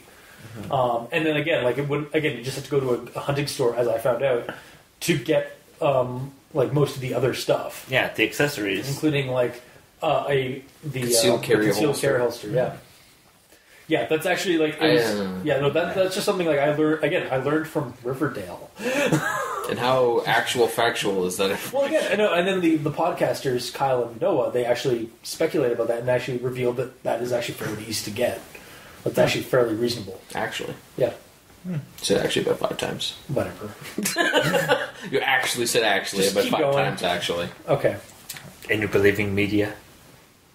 I believe the podcasters who do a discussion show like us. Alright. To a degree. Fair enough. Yeah. Alright, so to the actual first note I have here. So when he's in the Walmart parking lot, and he's walking up there, and then the security guard truck comes up, the armored truck, and David comes out. Oh my god! Okay, so he is a security guard. Yeah, I'm assuming he is at Walmart to do security, to just watch Walmart. No, no, he was. He's in essentially a Brinks truck. I understand that, and that's my point. Like, if he's in a Brinks truck, he's not going to be there long. No. They don't hang around, and yet he has time to go... I think... Sorry. He has time to go to David's house, loot his house for what sounds like a long time. Well, because they're making the rounds. Exactly. They're not just one-stop shopping at Walmart. Yeah, like... That's what you go to Walmart for, though. I think more or less what was happening was that he realized that David's on the job right now, so he can go back to his house while he's working, kind of thing. Yeah. I think that's more or less what it was. I guess. Yeah. Just the way it was laid out, it almost seemed like he pulled up in the truck, him and his buddy got out, and they just kind of parked the truck there, and they went in to do their job. I don't... Well, I mean... usually... They do that. Like, they have, like, somebody... Or is it... I don't know. I'm not... Yeah, typically it's at least a two-man team. One stays with the truck because people are stupid. Yeah. And the other one goes in to grab the, essentially, bag of money that Walmart is depositing in a bank, essentially, but transferring to the bank via the Briggs truck. Yeah. Actually, I'm pretty sure it's a three-man crew. Yeah. On Briggs trucks, because there's usually a guy in the back. So that explains why the two guys in the front went inside, then... left the truck alone with one guy. Yeah, the one guy watching over the cash. So then I guess it wasn't like clearly. It's just I didn't understand why he was in the armored truck to begin with. It's left to assumptions because it said he was a security guard, which could have meant anything. Yeah, well, I figured he find out why. It said, I believe, bodyguard. Initially, not security, like in the previous section. He does mention security, I think, too. I'm pretty sure the first couple parts. Bodyguard. I think it probably says bodyguard, but I do recall it also saying security, like a security job. So yeah, well, and that is a security job. I guess. And technically, he's also a bodyguard in that because he's not trying to guard a body. He's protecting money. Yeah, which is kind of like what that role is. So, I mean, again, here or there. Yeah, I guess it's just the fact that I assumed he's a security guard in the way that you would stand in a store and make sure people don't steal shit. Or like, honestly, when I first heard that he had a security job, I thought it was like, honestly, like we have a friend that is in security and stuff like that, and he like basically like he does like security at like construction sites. That's instantly kind of what I like because that's what I know. That's instantly what I thought of. Exactly, me too. So when he pulled up in the armored truck, I'm like, what? oh, right. That is also security. That's also like that was my kind of situation. Yeah. Mm-hmm. Mm-hmm. Going on. Yes. Yeah. We're also, I think, about the 2-hour mark. Just probably. Yeah. Yeah. Well, we're nearing completion. Yeah. Mm-hmm. It'll be a good 3 hours of editing. Alright, so when he got back after stealing all the shit from David's house, he didn't mention that the truck was still there, did he? No, he did. No. He said it was gone. Yeah. Did he say it was gone? Yeah. Yes. I didn't recall either way, so it seemed weird that he went back to the one place Yeah. he knew David was. Well, he went back to the read it one again. place that he knew he probably wouldn't be anywhere because he was doing the rounds. Yeah. Yeah, that's true, okay. And unfortunately, he parked further away, so he wasn't on the camera the second time. Yeah, which would have been handy. Mm-hmm. Yeah. But Alright, so after all that shit and he gets kicked out, he does research, and then he finds the app on his phone that David's been tracking him through. and ignores. He's been researching stuff on his phone about how to stop David. He's been taking notes on his phone about how to stop David. Doesn't that app on his phone mean that David also knows all that information too? No, No, it's a tracking app, essentially. Location based. So it's basically probably hacking into his GPS and being like, "Oh, he's here at any given moment." So Or basically, that's how David knew he had gotten into his house because his app let him know that his GPS is at your house. Yeah. But if he has GPS information of where Xander is at all times, wouldn't he know exactly where he is when he's eavesdropping him at the coffee shop? No. No. It was a new phone. New phone, and he was using the fact that he found that software. He was able to use it against David. Yeah. Yeah. At that point, like he basically started from scratch. The only thing he had was money. He had like basically $2,000, and then he used that basically to get a new phone that wouldn't be hacked by David or anything like that. Basically, it was a fresh start. Like, it was back off the That's grid. true. But either way, like when he does find the app, the quote is, "David fucking King has been eavesdropping and tracking me." Yeah. So if he's eavesdropping, that means he's getting information from the phone itself. Well, he might be eavesdropping. So paying attention to your phone calls. So he'd be recording the phone calls potentially. Mm-hmm. Yeah, but who knows what else he's actually... Like, there could be like a key logger on it, right? Yeah. Well, maybe. Depends on what the app does. Yeah. Yeah, as soon as... Usually apps do one thing, so to have it do two or more gets a bit more convoluted for security purposes, because, I mean, Google, in order to install it, says, are you sure you want to have access to this, this, this, and this? And, which David True said, yes, all of them. But... Yeah. It's... Yeah. Okay, well, either way. Basically, he installed Find My Friend and another one on there.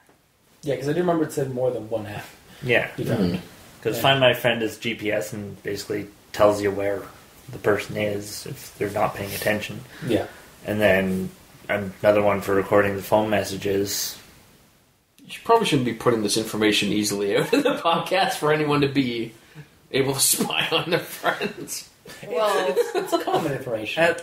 At least Find My Friend app, it's one of those things where on both phones you have to say, yes, I want the other phone track, because you basically share the ability to track each other. Oh, okay. Fair enough. So that's a legit one that's out there that's not super creepy, because it'll actually show up in your apps relatively easily. Okay.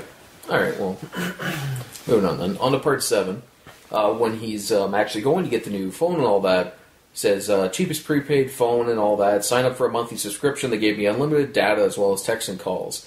I need to find a store to pay cash and top up every month, but it wasn't an expensive plan, and I needed internet when the library was closed. So apparently unlimited data, text, and calls is cheap in this world. In the US, In the US it is. Oh, I guess that's right. Yeah. Shit. Yeah, we live in a very mobile impoverished country. Yeah. where there's only a handful of services and they basically rule supreme. Whereas that's down there are so many, and there's it's basically, again, you can go to a dollar store and get a fucking phone plan. Yeah, it's ridiculous. Yeah, I guess I didn't think about that. That's honestly when I was going down different. When I was debating going down to, or when we were talking about going down to Gen Con this year, one of our friends was like, "Yeah, I may not even bring my phone down to the border. I might just on the way when we get down there, just pop in and just buy a cheap phone." Yeah, because why not? Because the way the border stuff is going to be, it seems like it might be a little bit tighter this year. Oh yeah, but it's super. The phone line, internet, mobile, and some of that is ridiculous down there. Yeah, I don't know why we get gouged so much. It's stupid. Because we're basically in the wilderness up here compared to them. Yeah. Either way, and that's literally the only point I have on part 7. So on to part 8, which my last one is actually somewhat of a grammar Nazi. Okay, it's my last one. It's in the warehouse after Xander comes out to show himself, talking about Xander's dark hair and how he looks stoic and determined and such. And the quote is, I guess we all had to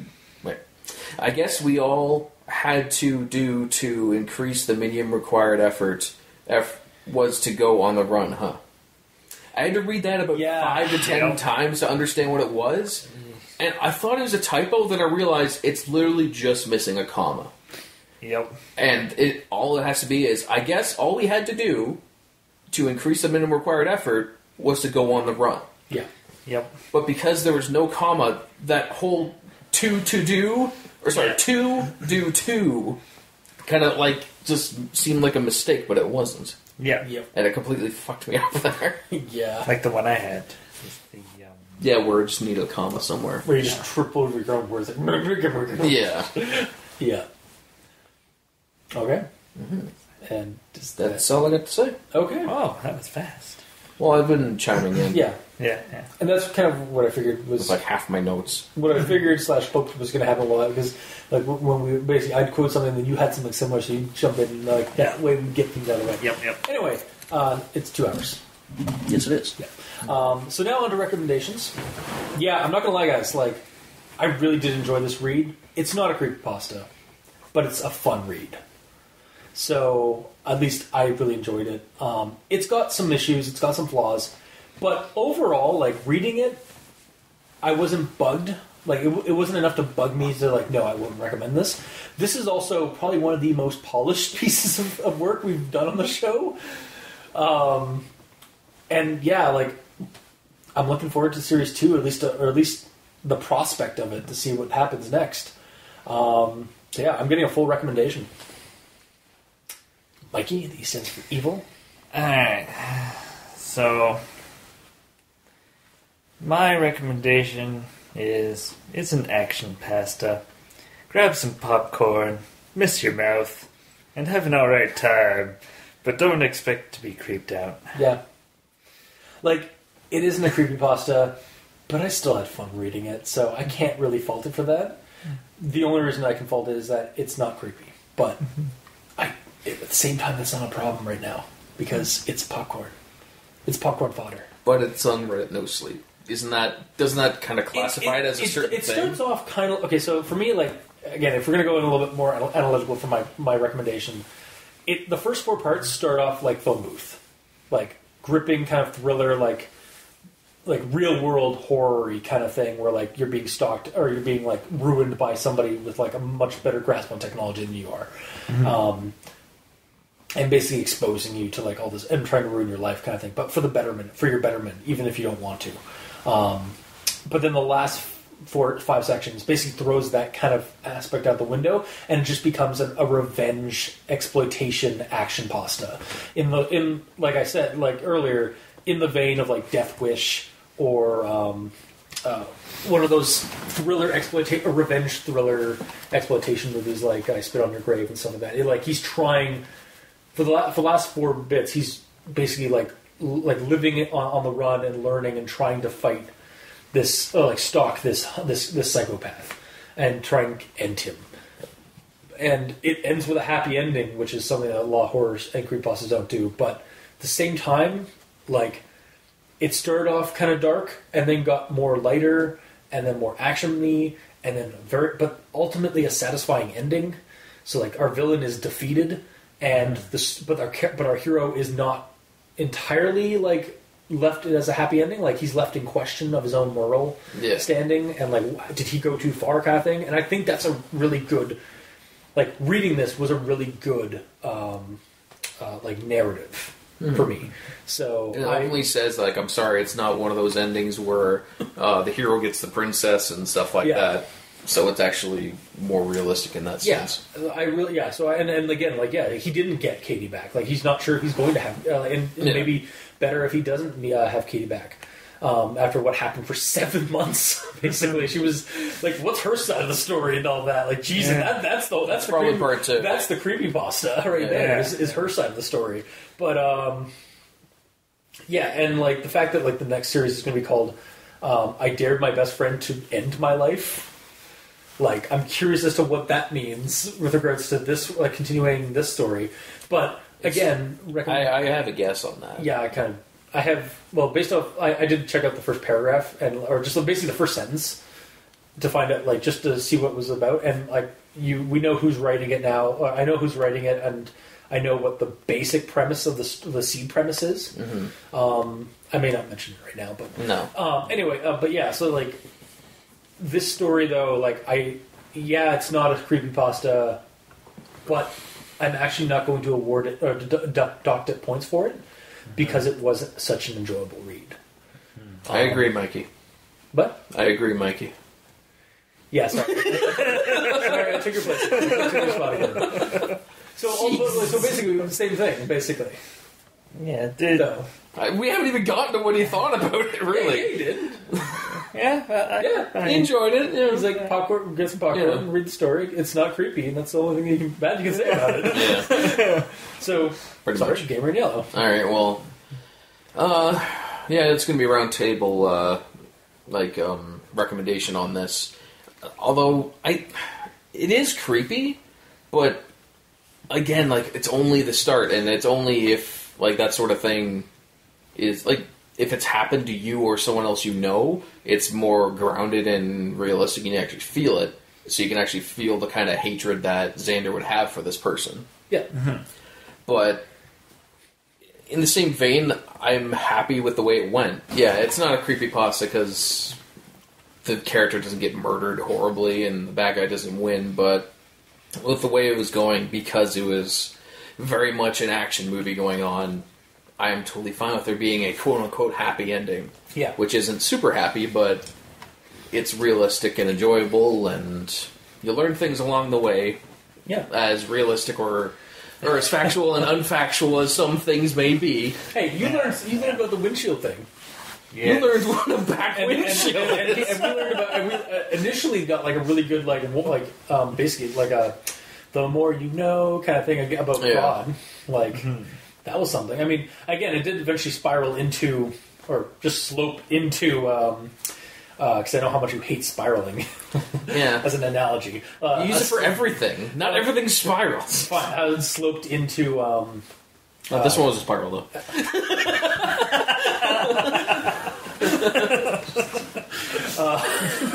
How it spiraled or sloped into basically just an action flick. Yeah. But at the same time, again, to mirror what you guys are saying and what I've been keep saying...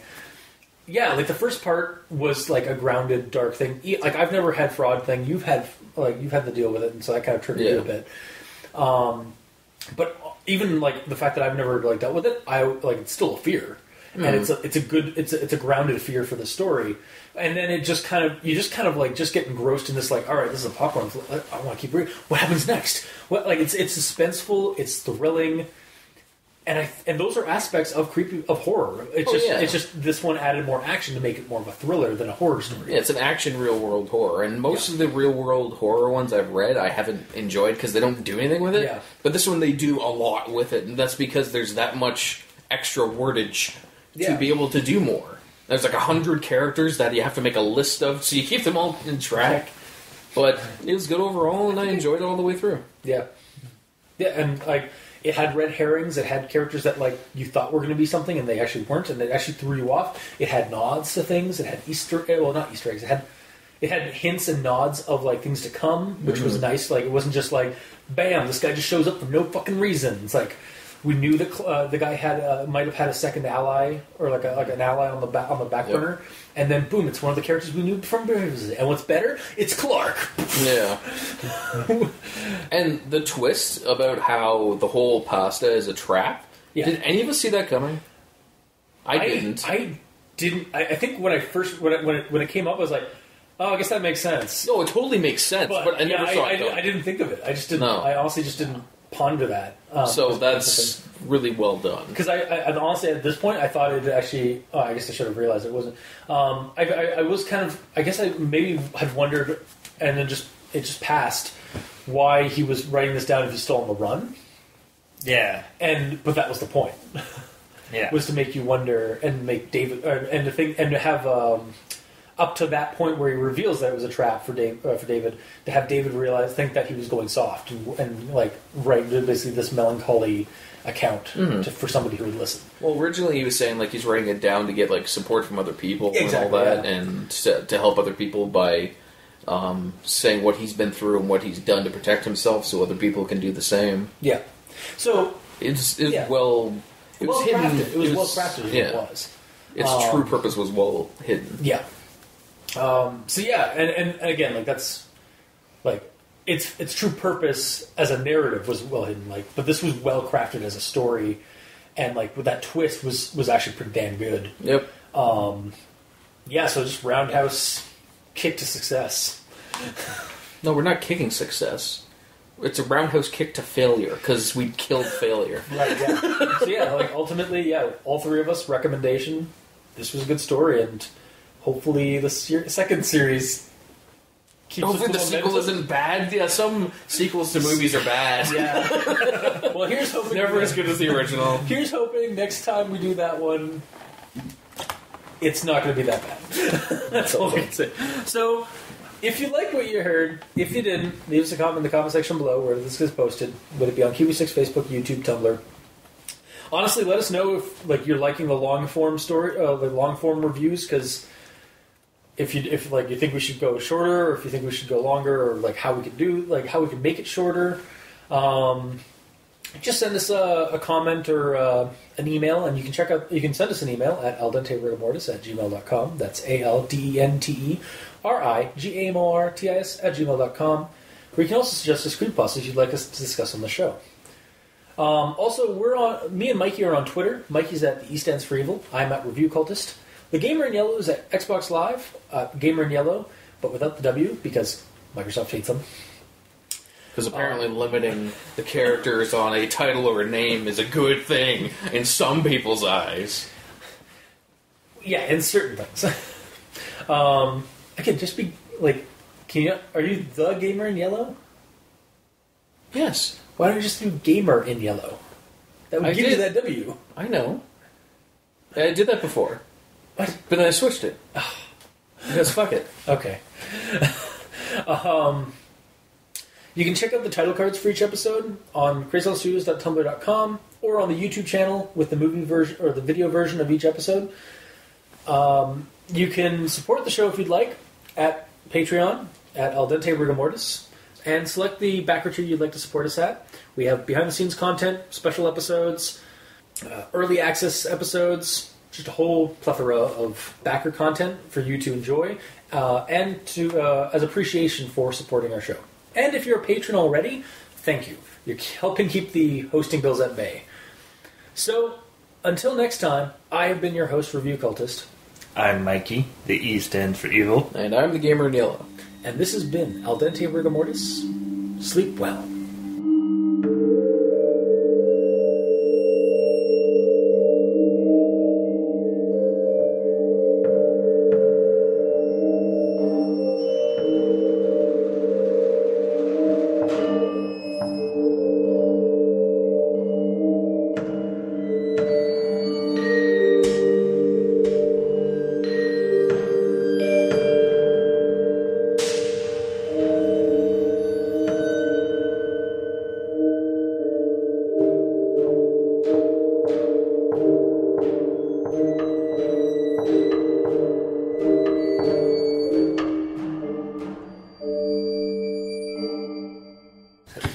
Saying is you're actually Batman in disguise, and when you go on vacation, the city doesn't sleep.